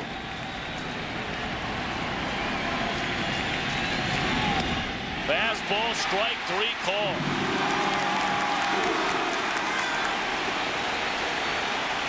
O'Neill unhappy with strike 1 in his at-bat. Brocious not pleased on the strike 3 call. Maybe the zone's getting a little bit wider, but Garcia's also proved that he's been hitting those spots. Fastball away, nasty on the black. Danny Wilson, another great catcher to throw to. You frame the pitch, you show the umpire where it was, and Brocious doesn't like it.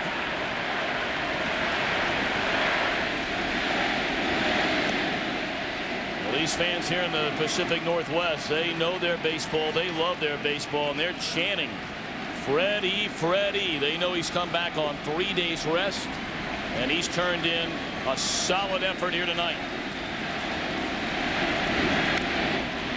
Foul away, a ball and a strike to Soriano.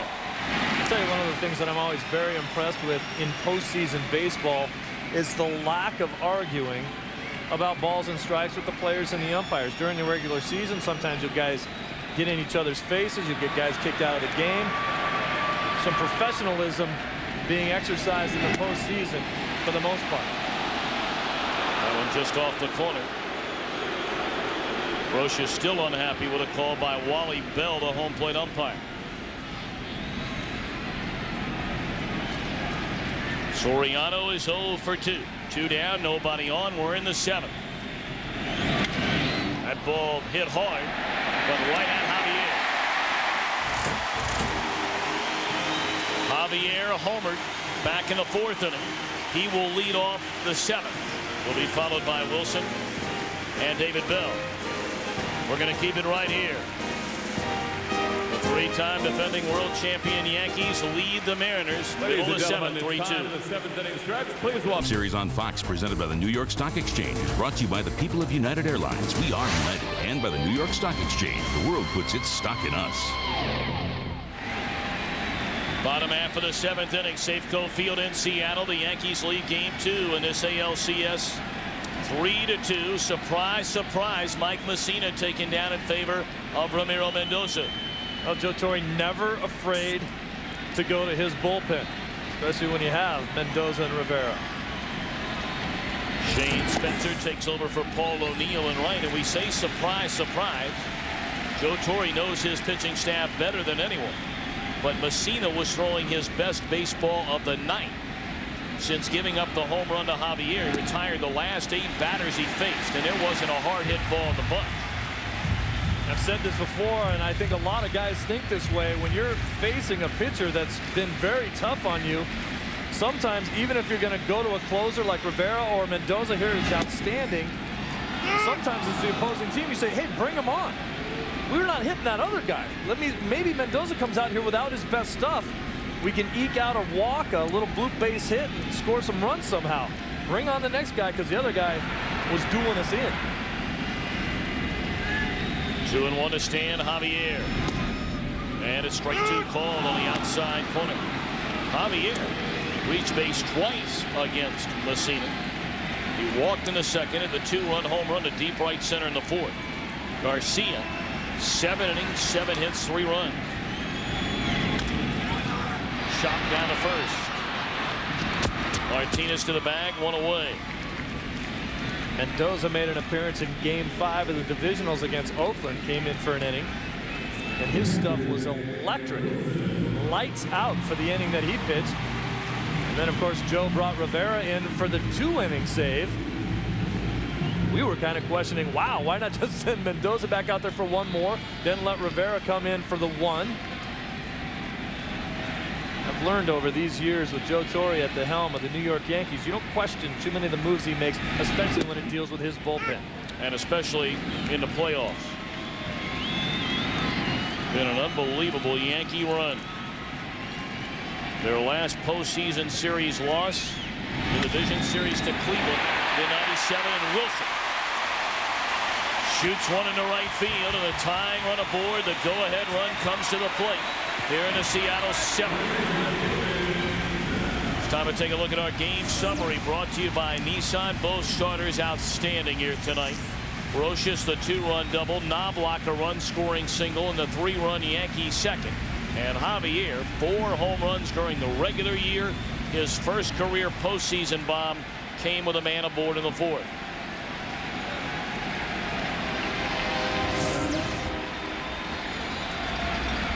David Bell 0 for 2.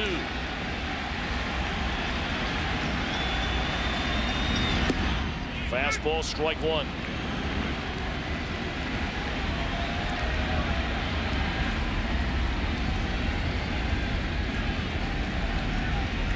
Joe Torre did tell us that he may not want to use Rivera for 2 full innings tonight, but he may lean on Rivera for 4 or 5 outs tonight. He did say the day off helps him out a little bit with that decision. Doesn't want to have to run him out there, but Joe Torre, as we talked to him today about his philosophy, especially in the postseason, the guy just goes for the jugular. He goes for the win the best way he can get it without taking any chances. Even in last night's ball game with Pettit kind of cruising through, he said, I don't care. I'm going to my bullpen. I'm going to the guy that I know is going to nail it down for me, and I'm not taking any chances that it might slip away. Breaking ball fouled off. It remains 0-2 to David Bell. There is Pettit. Great outing yesterday. Allowed only 3 hits and 1 run, walking 1, fanning 7. Rivera, remember, gave up a run in the 9th inning. A double to Ichiro and a couple of wild pitches scored it.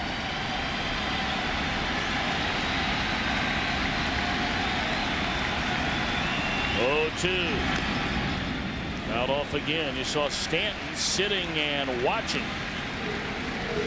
Down in the Yankee bullpen, you have the left-handed batting Ichiro waiting in a on-deck circle.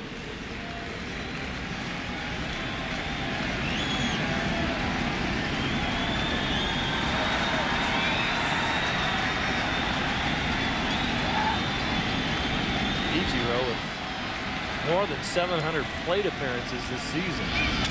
Broken bat roller left side. Brocious only play is to first. He gets the out of Bell. That bat littered all over the infield for the tying run in scoring position. And Ichiro coming up. Don't forget a Fox NFL Sunday doubleheader beginning this weekend with America's #1 pregame show. Then it'll be Kurt Warner in the high-powered Rams offense against Curtis Martin and the Jets. And then later on, Brett Favre and the Green Bay Packers take on Randy Moss and the Vikings for other regional action. Coverage begins noon Eastern, 9 Pacific, right here on Fox. Ichiro with runners in scoring position hit .445, and with that in mind, they're going to intentionally walk it. It is rare that you will ever see the potential go-ahead run intentionally walked. But Joe Torre knows all the numbers. He'll talk on and on and on, as he's done with us the last couple of days, about this electrifying young player for the Mariners. Look at those numbers. Runners in scoring position and 2 men out. .468. You just don't see numbers like that. Anytime you see averages up over anything over 320 in that area, you're very, very happy. .468.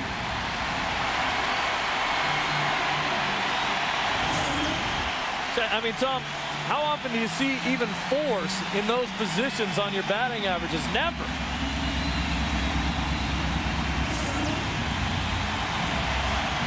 Two on, two out. The Mariners down a run, and here's McLemore.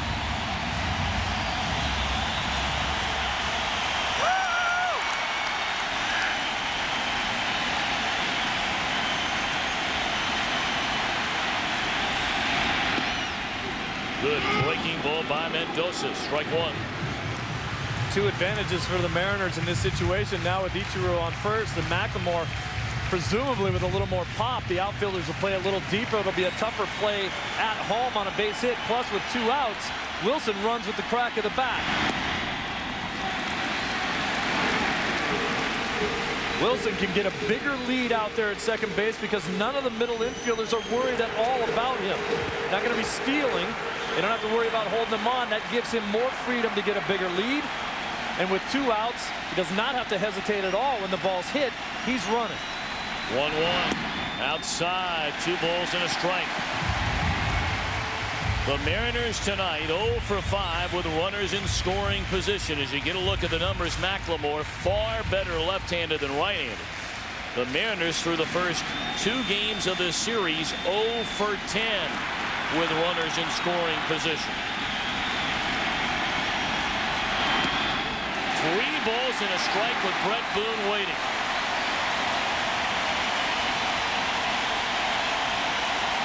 Mendoza really struggling with the control, struggling with the movement of his fastball.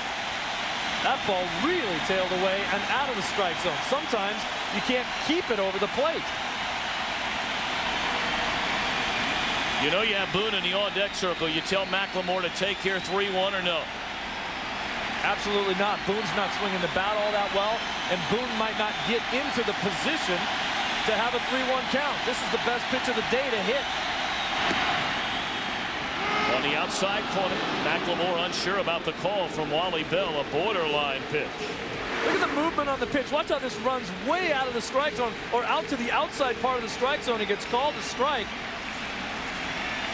Tailing away from McLemore. He didn't want to chase it out there. Good discipline by McLemore. Now the runners get started on 3-2. So you talked about the jump. Already to the advantage of Wilson, anything put in play. Ichiro might be the fastest man in the major leagues. And if there's any kind of gap baller, if you have to make the outfielders move, he may score. On the ground, Tino Martinez in the inning comes to an end. Mendoza got into trouble and pitches out of trouble. We go to the 8th. Yankees 3, Mariners 2.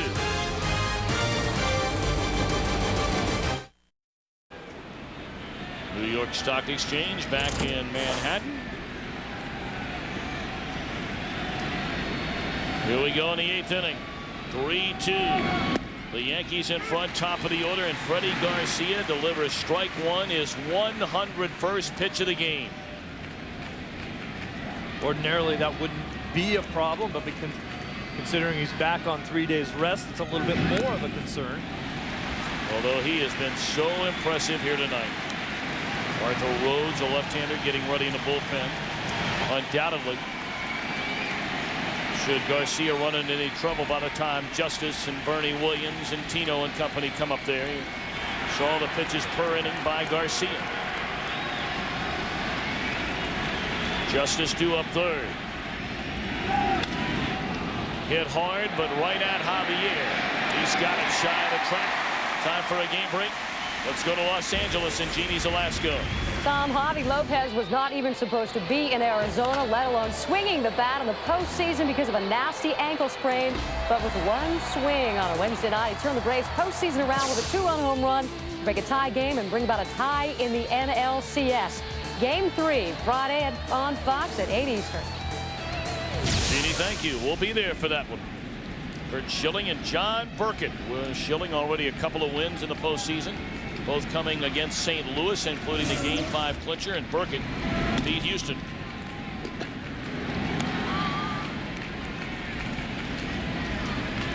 We're in the top half of the 8th inning. The Yankees scored 3 times in the 2nd inning. Freddy Garcia, and that's been it against the native Venezuelan. Tino Martinez singled. Jorge Posada walked. 1 out later, Scott Brocious a 2-run double down a left field line. And then a 3rd run scored in the inning on a single by Knobloch. Mike Mussina, the starter, went 6 innings tonight for New York. Allowed 4 hits, 2 runs. The 2 runs coming in the 4th. He hit Mike Cameron with a pitch with 1 out. And then Stan Javier hit his first career postseason home run to right center. 1-1 to Jeter. Inside. Ramiro Mendoza came on in the 7th inning. Seattle left 2 aboard. I tell you, this Yankee bullpen, and you talk to Joe Torre, you can talk about all the clutch plays that guys like Jeter and O'Neill and Bernie Williams and company have made through the year. But you talk to Joe Torre and he'll tell you, as much to do with it as anything else, more so to do with it than just about anything else, that bullpen. Well, I'm amazed, Steve, some of the people I've heard say a bullpen in the playoffs doesn't make a big deal. Don't ever tell that guy that. I'd like to talk to the guy that says that. Yeah, I mean, it just boggles the mind. Go ask Lou Piniella about that bullpen he had in Cincinnati. That one taken down low, ball 4 to Jeter. And that's going to do it for Freddy Garcia. Time for our AT&T call to the bullpen. The left-hander Arthur Rhodes will come on to face David Justice. And what an effort tonight by Freddy Garcia. He struggled early on. It didn't look like he had his good stuff or his confidence, and then he settled in and ended up with an excellent outing, kept his team in the game in order to win.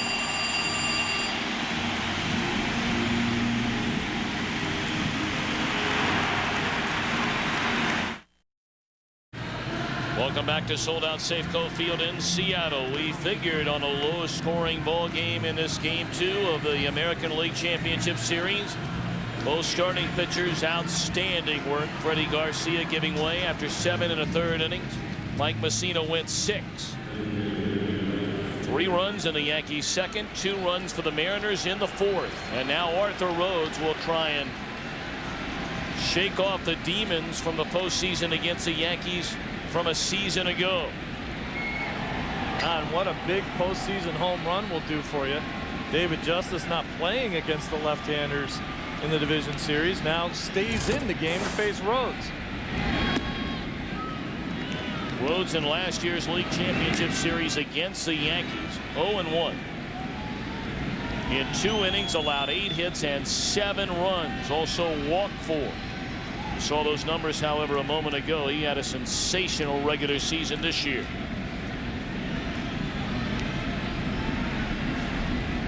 One out of Justice. In the air, right center field. Cameron waving off Ichiro. 2 away in the inning. Sounded like Justice may have broken his back. May have? Oh, I didn't even see it break. I wasn't even looking. I'm sorry. I think he did. How many bats have we seen? And not just cracked bats, I mean shattered into pieces. Watch this. This is called getting seriously in your kitchen. Right off the hands, the bat cracks and splinters and breaks into about 3 pieces. I was watching the ball. It was just the sound of the bat. You think he did break it? I'm here to help you out. Yeah, I think he did. I don't think he'll be using that one next time. 2 down in the inning, and now they'll turn around Bernie Williams,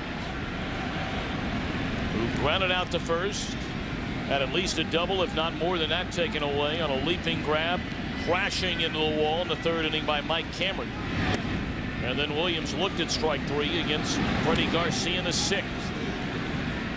Garcia cannot win it. He can lose it. He's hoping for a no decision and his team come back to win it.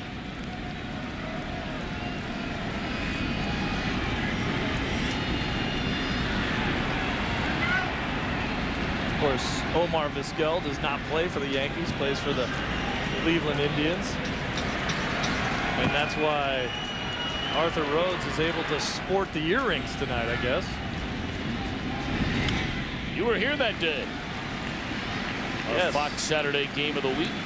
Beautiful Saturday afternoon with the roof open and the glare from the earring off of Arthur Rhodes was distracting Omar Vizquel, and he said, take it out. Rhodes wasn't too happy about it. There was a brawl. Here comes Omar. Omar wants a piece of him. He wants no piece of him. I got you. You agree with me on that? Absolutely right. Are you kidding me? Both benches emptied. Rhodes actually got kicked out of that game.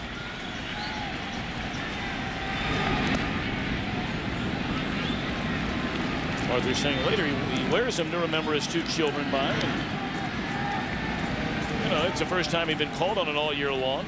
Started to take him out and had a few words for Vizquel, but that would not be a good matchup for Omar Vizquel. I'm not sure anybody's a good matchup against Arthur Rhodes. I got a 3-year-old that might be able to take Omar. Just kidding, Omar. He's tough and a great player. 2-1. Line into right field by Bernie Williams. Ichiro over to cut it off before it gets to the wall.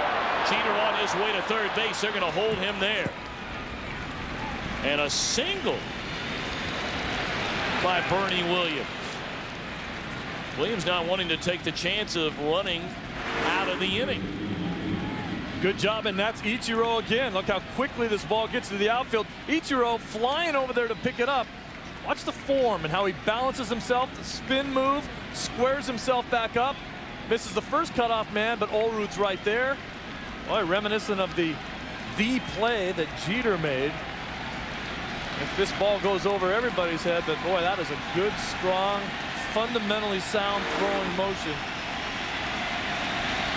for Ichiro. And the one thing by Bernie Williams not going to second does it forces Olrud to hold Bernie Williams on at first. Big hole over on the right side for the left-handed batting Martinez. Ball 1 low and away. There you get a look at that right side. I just think it's amazing how the word traveled so fast. Not only that Ichiro could hit to 350 on the season, but his defensive abilities. And everybody knows about it, and everyone's very cautious when they hit the ball anywhere near where he's playing.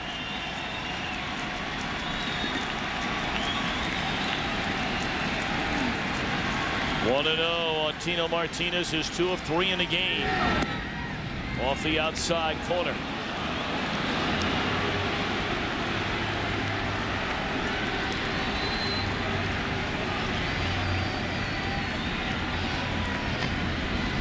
Whereas Garcia still responsible for Jeter at second base, but so far charged with just the 3 runs.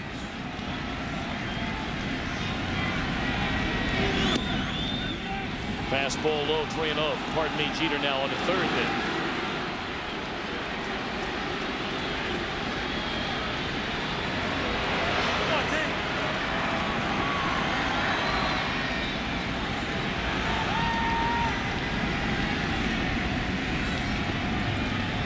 Runners on the corners, 2 away.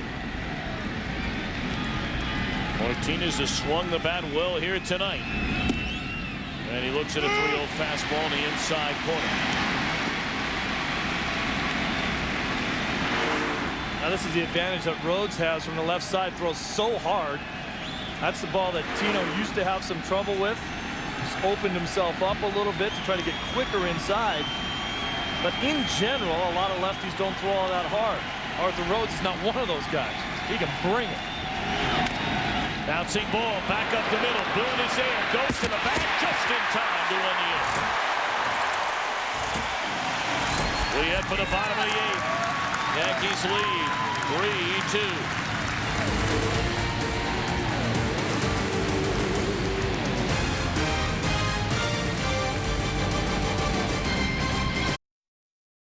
Here we go, last of the 8th inning. Game 2 of this American League Championship Series. The Mariners trailing by a run, trailing by a game. Boone to lead it off against Ramiro Mendoza, beginning his 2nd inning in relief of Mussina. Sharp breaking ball swung on and missed by Boone, who's 1 of 3 in the game. 4 of 27 in the postseason without a home run, without a run batted in. And he's behind 0-2. Boone still just pulling out of there. Really pressing, knowing that this team is relying on him. Got Rivera getting ready to go in the pen for the Yankees. Off the glove of Mendoza. Soriano is there and his throw is in time. One of the biggest plays of the game right there, turned in by Ramiro Mendoza. You never know how that ball is going to ricochet, where it's going to ricochet.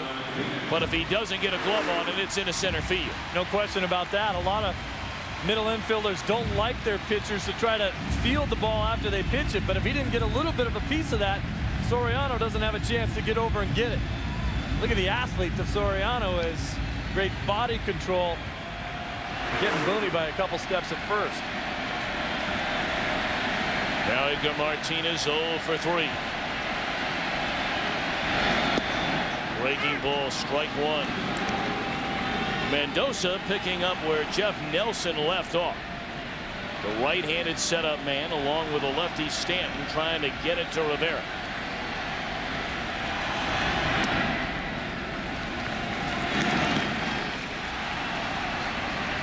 Nelson coming back to the Mariners. Signed as a free agent during the offseason, knowing that he would be again a setup man, not the closer. Line into right center field, a base hit. Williams over to cut it off.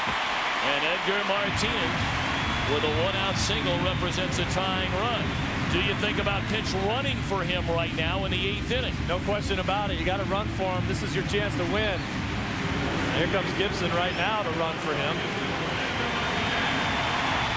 This is the classic Edgar Martinez swing that we've come to know. Watch, this ball's inside, but he just shoots it right the other way. Watch the eyes and the concentration, inside out, drag the bat head through the zone. That's the Edgar Martinez that we know and love. We told you that Joe Torre did not want Rivera to go 2 full innings, but if he ran into any trouble with his starter or a reliever in the 8th, that he would bring Rivera on. So it's our AT&T call to the bullpen. Mariano Rivera coming on to face John Olerud. Mariano Rivera comes on trying to get 5 outs and preserve a 1-run lead. We talked to Joe Torre about these 2 great bullpens and would they make a difference in the series? No question. Again, I'm not sure who's at an advantage here. You know, our starters usually go 7 innings. Louis has a very balanced bullpen over there. You know, he's got the 3 left-handers coming out of there, and the guy who closes, Sasaki, who's been terrific for them for the last couple of years. But again, I think having a lead gives you a little bit of an advantage because of your bullpen. And for us, it's more important probably to have a lead because we're going to use our closer only with a lead, basically, when you're on the road. So here comes Rivera, who pitched 1 inning, getting a save in yesterday's win. Allowed a hit, walked a batter, allowed a run. He's been lights out in the postseason throughout his career. Time called before the pitch was delivered by Olerud. Rivera has only blown 1 save in the postseason, and that was the last series the Yankees lost in the postseason, the '97 division series to the Cleveland Indians. There's his percentage, and it amazes me, Tom, when you think that Rivera is basically a 1-pitch pitcher. He throws a fastball. He'll cut that fastball, which is what he does most of the time. If he really needs a strike, he'll four-seam it and try to straighten it out. But his cutter is so unbelievable. He doesn't need anything else. Charles Gibson has come on to run at first for Edgar Martinez.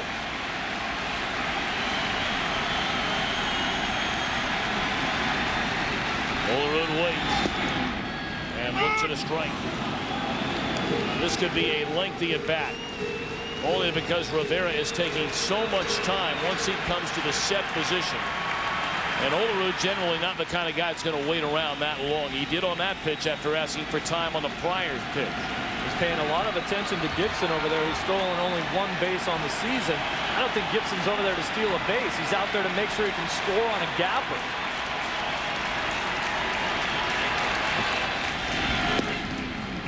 Fastball, strike 2, right down the gut to Olerud.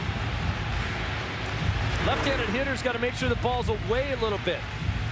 And that's the pitch right there, not where Posada wanted it. You got to hit that pitch. If you look at a pitch middle in, if you're a left-handed hitter, that ball's going to cut in on your hands and you're going to get jammed. You got to get the ball away from you so when it starts to move, it moves out over the plate and you can handle it. 0-2 on Olerud. Bouncing ball at Martinez. He'll go to second. Dangerous play, and they get the out. Well, I wonder who was there to complete that dangerous play. Derek Jeter puts his stamp on a ball game every day he plays. This is a very dangerous play. Martinez coming off the bag, staying on the line, deciding to go to second with it. With Gibson all over Jeter, he makes the play, keeps his foot on the bag. Wow. How much more? How much more can this guy do to save his team? Ball 1 to Mike Cameron. Oh, there's more. Yeah, you kind of get that feeling, don't you? Yeah, you do. Cameron 0 for 2, hit by a pitch scored on the Javier home run in the 4th inning. Yankees with a 1-run lead. Olerud slow a foot over at first.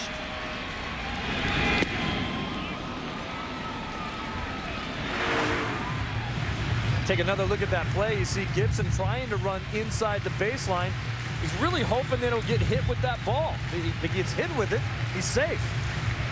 Tino does a great job of throwing the ball inside, and Derek Jeter does an even better job of stretching out there and catching it almost the way a first baseman would. 1-1 to Cameron. At the knees on the outside corner, strike 2.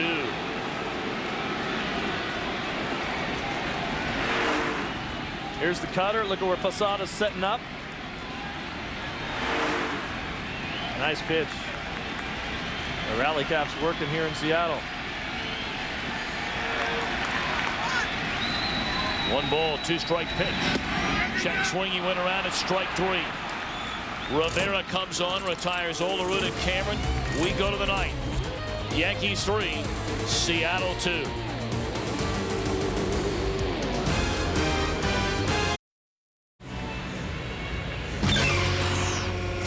We remind you, Game 3 of the National League Championship Series comes your way tomorrow night on Fox, 8 Eastern, 5 Pacific. Curt Schilling, Luis Gonzalez and the Arizona Diamondbacks against Andruw Jones, John Burkett and the Atlanta Braves. Series tied at 1 apiece. We'll look forward to seeing you tomorrow night from Atlanta. Play there over the weekend, Friday, Saturday, and Sunday. Bobby Cox may bring Greg Maddux back for Game 4 on Saturday, and we know Randy Johnson's getting the ball on Sunday against the Braves. Jorge Posada, first pitch swinging, fouls it out of play against Arthur Rose. 3-2, Yankees lead it.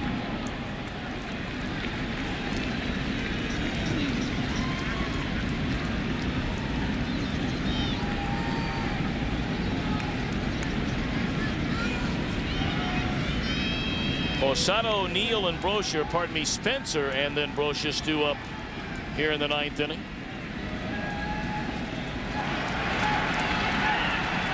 Lou Piniella pacing around in that dugout. His team 3 outs away from falling behind in this championship series. 2-0 going to New York. You know, that's never going to be easy, but in this postseason, teams that have been on the road have fared fairly well. The Yankees are showing that right now. Well, this has been a juggernaut Yankee club, but especially on the road. In the postseason since 1996, they are 50-17. 50-17. On the road, they have only lost 7 times. So they've lost 10 in the Bronx. Mariners also a great road team. Yeah.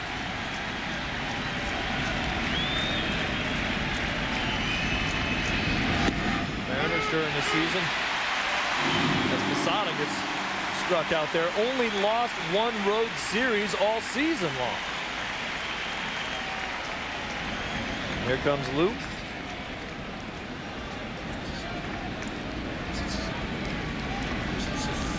Well, they had Jeff Nelson up. They had Sasaki up.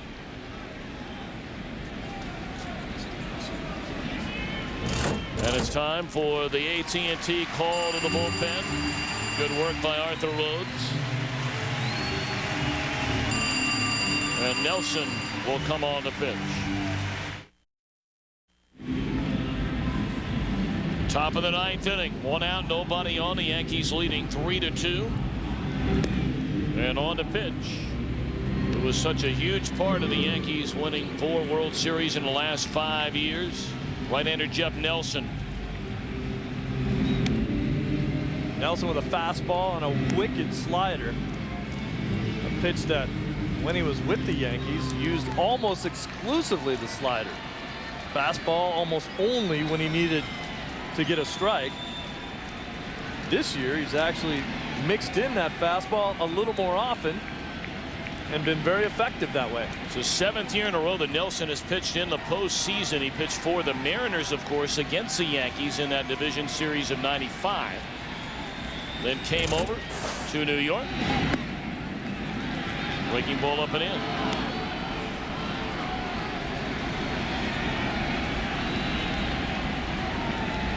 One of the reasons that slider's so effective, he drops down 6'6". There it is. Comes from a funny arm angle for the right-handers. Very hard to pick up, and it already looks like it's going to hit you as soon as it leaves his hand.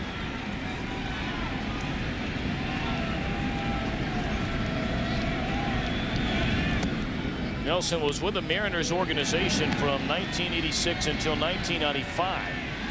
When at the end of that season, he came to the Yankees. Great trade made by New York. As you look at some of the numbers, it's been an outstanding year for Nelson. That ball hit hard down a left field line, giving chase, unable to get it out there is Javier. And Shane Spencer with a stand-up double. That was a trade you may remember that the Yankees got Nelson and Tino Martinez. Sterling Hitchcock and Russ Davis going the other way. Well, this is what we're talking about right here with Nelson.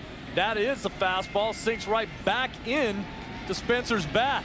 The big leg kick, but the short stride, good balance, and he knows this is a double as soon as he hits it.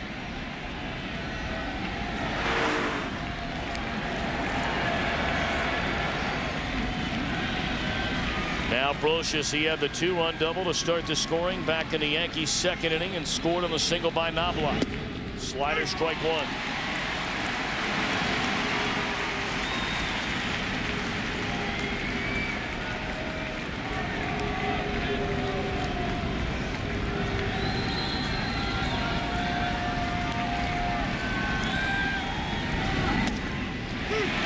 Another one, strike 2.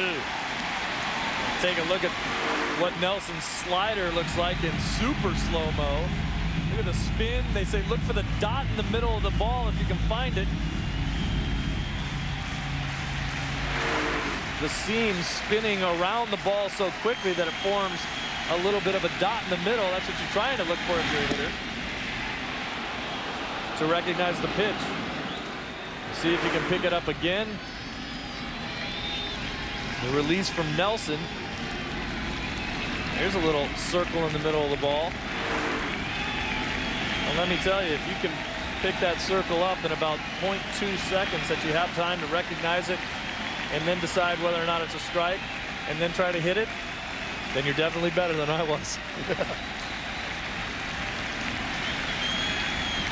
1-2. Threw it again, and Brocious able to make contact to stay alive. Well, we have a moment. Our coordinating producer of Major League Baseball on Fox is Mike Weissman. Today's game produced by Jeff Gowen, directed by Jim Lynch. Our associate director, Derek Manning. Our broadcast associate, Kevin Dresser. The technical producer, David Hill. Studio produced by Gary Lang, directed by Bob Levy. The senior producer of Fox Sports is Bill Brown, and the executive producers of Fox Sports, Ed Korn and David Hill. And our thanks to Mark Wagner up here in the booth. We're in the 9th inning. Runner at second base. And a big runner it is out there. Yankees in front by 1. There goes the runner. Swung on and fouled out of play. And Spencer could have gone in standing up at third.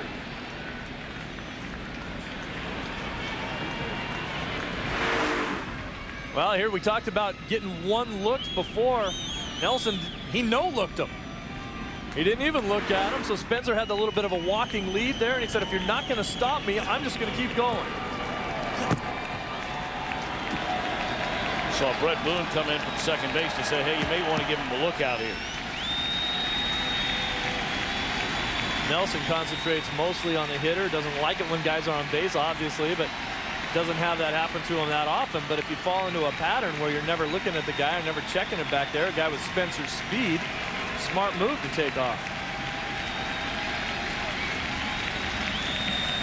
1-2 to Brocious is high at even the count.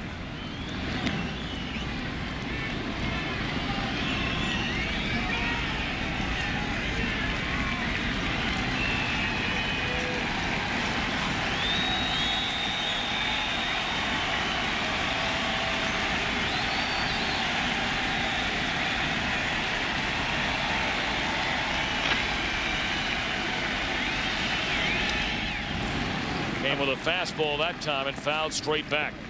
About the difference in Nelson now. Before he wasn't looking at Spencer at all. Now he's not looking at home plate at all. Watching Spencer the entire time. And then as he delivers the pitch, he looks back towards home.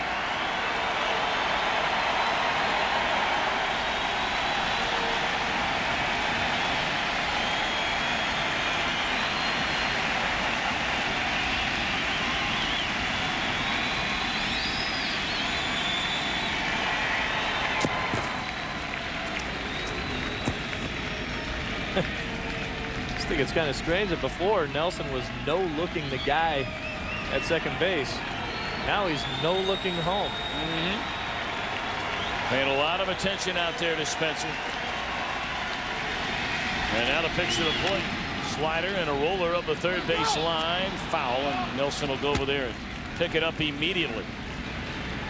That ball can make a turn, come back into fair territory.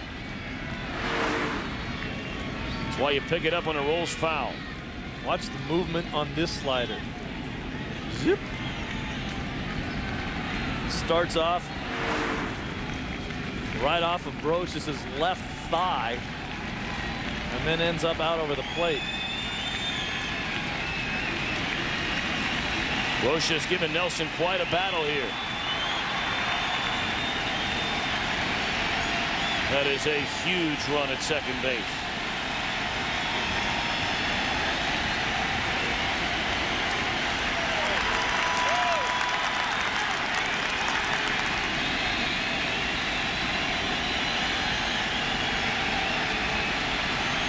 Two balls, 2 strikes on Brocious. And now Nelson will back off the rubber. The only disadvantage in the outfield for the Mariners right now is Stan Javier out there, a little bit older now, not as good a range, playing a little deeper. Base hit to left field with not a great arm. Easier chance to score. Spencer running, swing and a miss, no throw down. Brocious gone on strikes. 2 away in the inning. This is how relentless Nelson is with the 2-2 pitch. Continues to throw the slider. This time he throws it away. He wants Brocious to chase it. just can't reach a ball that far out of the strike zone after it starts moving. Spencer with a great jump. You can forget about throwing down there, and that's a nice job by Wilson just to stick that one in his back pocket. You gotta love, you brought it up earlier about Joe Torre and the way he manages. You just gotta love the aggressiveness of this Yankee team. They're not afraid. And you watch baseball games every day. There are some teams that play scared. Not saying they are scared in their strike, but they play like it. You know, some may say, well, yeah, that's easy for the Yankees. I mean, they won 3 World Series in a row. Well, that could be a big run if that guy were to try to steal third base, get thrown out. And also, Joe Torre talks so much about gaining the advantage by getting ahead early so they can be more aggressive. 0-2 now to Soriano. Well, we watched today the second batter of the day, Derek Jeter, drop down a sacrifice bunt. He's one of the best players on this team. Get the advantage, get ahead, get an early lead. Then you can let the floodgates open up. We can try more things. If we make a mistake, it doesn't hurt us as bad. Slider this time. Soriano doesn't chase it. 1 ball and 2 strikes. You're looking ahead of the bottom of the 9th inning. It'll be Javier, Wilson, and David Bell due up. Javier homered for the only 2 runs of the game back in the 4th. Wilson has 2 hits and 3 at-bats. I think Nelson continues to get him to try to chase that slider. Left that one out over the plate. Hung that one. Yes, he did.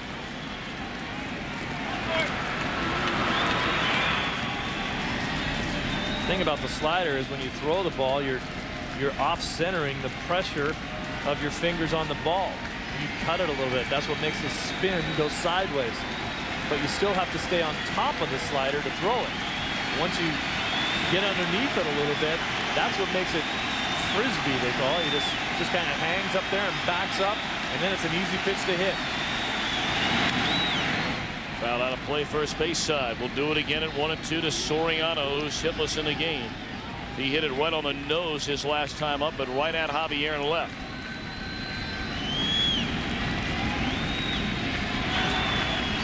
Rivera preparing for the bottom of the 9th. You like a little cushion. He hadn't needed one for a long time.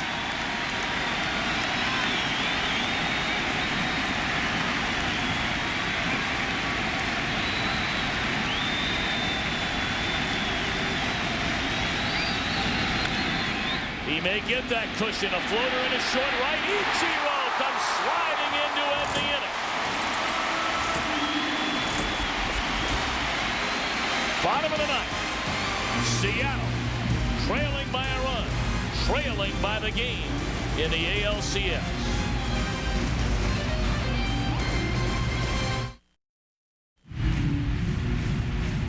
If you can make a football analogy to Ichiro, Deion Sanders used to be the best cover man in football. Nobody would throw the ball his way. Now when they hit it Ichiro's way, they don't try to challenge him, and nobody closes on the ball better than he does in right field.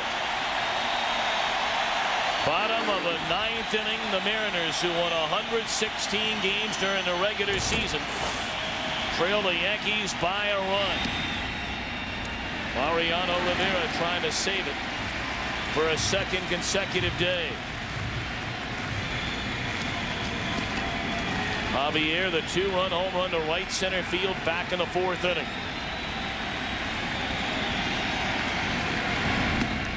Fastball at the Bell to strike. It came with Cameron aboard. Javier hit just 4 home runs during the regular season. That was his first career postseason home run.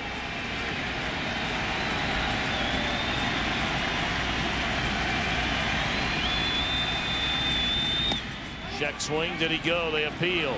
Yes, says John Shulock.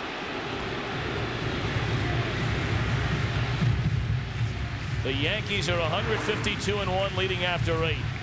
Take a look at that check swing by Javier. Got the bat head out there just a little bit too far.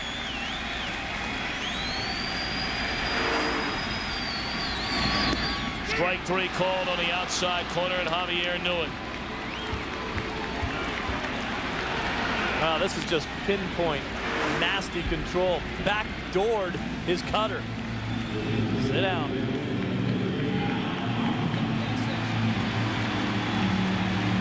Now, there is a school of thought out there, and we talked about it a little bit last night, Tom, that the right-handed hitters may have an easier time against Rivera than the lefties do. The cutter will tail away from the righties, tail towards the bigger part of your bat as you're swinging it, and the lefties, that cutter's coming in on your hands all the time. And the reason why he's had such great success is he has an uncanny ability to get that ball on the hands of left-handed hitters. And yet, we continue to send lefties to the plate. Al Martin, the left-handed batter, will hit for Dan Wilson. Wilson had a good night tonight at the plate. 2 hits and 3 at-bats. And that's a fair ball. Posada throws out Martin. And the Mariners are down to their final out. Martin wanted them to call that a foul ball. He wasn't sure if it actually bounced up and hit him, but he wanted to try to act like it did. He was unsure of what to do. He's thinking, what did that hit? Maybe I can act like it hit me. Just took a funny bounce out in front of the plate. Never really hit him, but he was wishing that it did. A minute there, he was sitting there trying to think if maybe he could convince anybody that the ball hit him.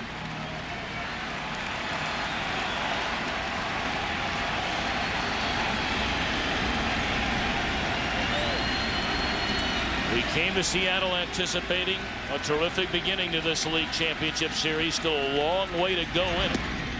The Yankees are an out away and now 2 strikes away from stunning the baseball world. Not necessarily that they could come here and play this well and win 2, but it's just a stiffer challenge for these 3-time defending world champions. Joe Torre said without a doubt this is the best team that we have played in the playoffs going back to '96. Rivera ahead of David Bell 0-2. But again, it has been pitching. In a day and age when all we talk about is offense, the home run ball. Guys hitting 40, 50, 60, 70 home runs. At the end of the day, the New York Yankees will beat you with pitching all day long.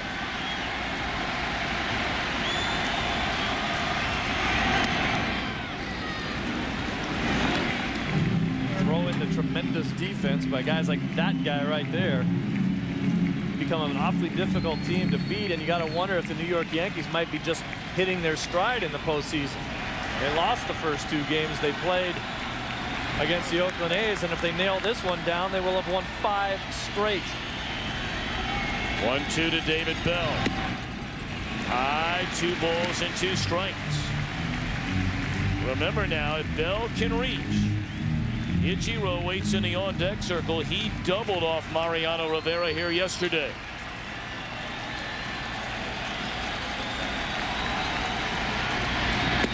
Doesn't matter. Bell gone swinging, and the Yankees have come to Safeco Field in Seattle and played like the 3-time defending world champions. They take a 2-0 lead in this best-of-7 American League Championship Series.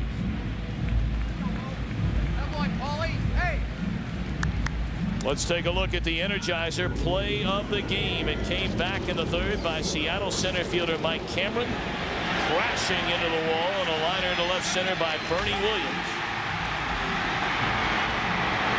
The Yankees scored 3 times on 3 hits in the 2nd inning off Freddy Garcia, who gave him a big-time effort, but just too much Yankee pitching again. Mussina, Mendoza, Rivera. And Mussina was unbelievable again. In this ball game, we've seen him pitch 2 games in the postseason, and he is flat out dominated.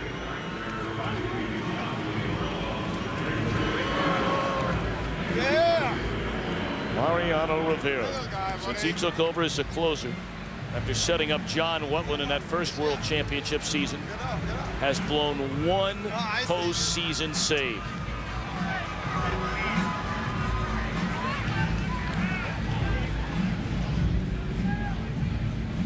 Mussina went to front 6, allowed 4 hits, 2 runs earned. Joe Torre gave the ball to Ramiro Mendoza to begin the 7th inning, despite the fact that Mussina had retired 8 in a row, and we thought he was throwing better than he had thrown the entire night. And Mendoza was a little shaky.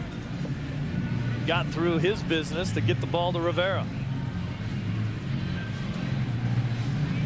Yankees win at 3-2, so they have a travel day. It's what they call it tomorrow. And Joe Torre, yet another red eye for your team. Thanks for taking the time to join us. Congratulations on the win. And Joe, we were talking about this Yankee run here the last 5 years. Your pitching has been absolutely beyond belief. Would you agree with that? Well, the thing about it, you know, when you get down to a game, last 3 innings of a game and you have a 1-run lead, it's not that you're ever comfortable, but you know you have the people that can do the job, and we've had a lot of practice at it. Joe, you started off this postseason dropping the first 2 games. You've now won 5 in a row. Is this team playing its best baseball right now? There's no question, Steve. We are right now in a very good frame of mind. The guys are, you know, excited, nervous, jumpy, whatever you want to call it. But when, you know, when we get in close games, we've played so many of them, we feel so good. And we have that guy coming out of the bullpen late that, you know, I think everybody feels once he gets in the game, and even, you know, Stanton or Mendoza, because they've been doing a great job for us. Joe, we can't thank you enough for all your hospitality. It's been a pleasure to see you the last 5 days, and the best of luck. Thanks, Tom. I'd like to take you guys with us because we've been pretty good since you've been around. You guys been doing all right without us around, too. Congratulations on the win. Joe Torre kind enough to join us. For more information on tonight's game and for the latest information on Major League Baseball, go to foxsports.com. For Steve Lyons, I'm Tom Brenneman. It's been great to be with you through the first 2 games of this series, and we're on our way for that one tomorrow night. Game 3 in the National League Championship Series. Curt Schilling against John Burkett. That series tied at 1 apiece. Jeannie and Kevin will be along with scores and highlights after these messages. We'll look forward to seeing you tomorrow from Atlanta.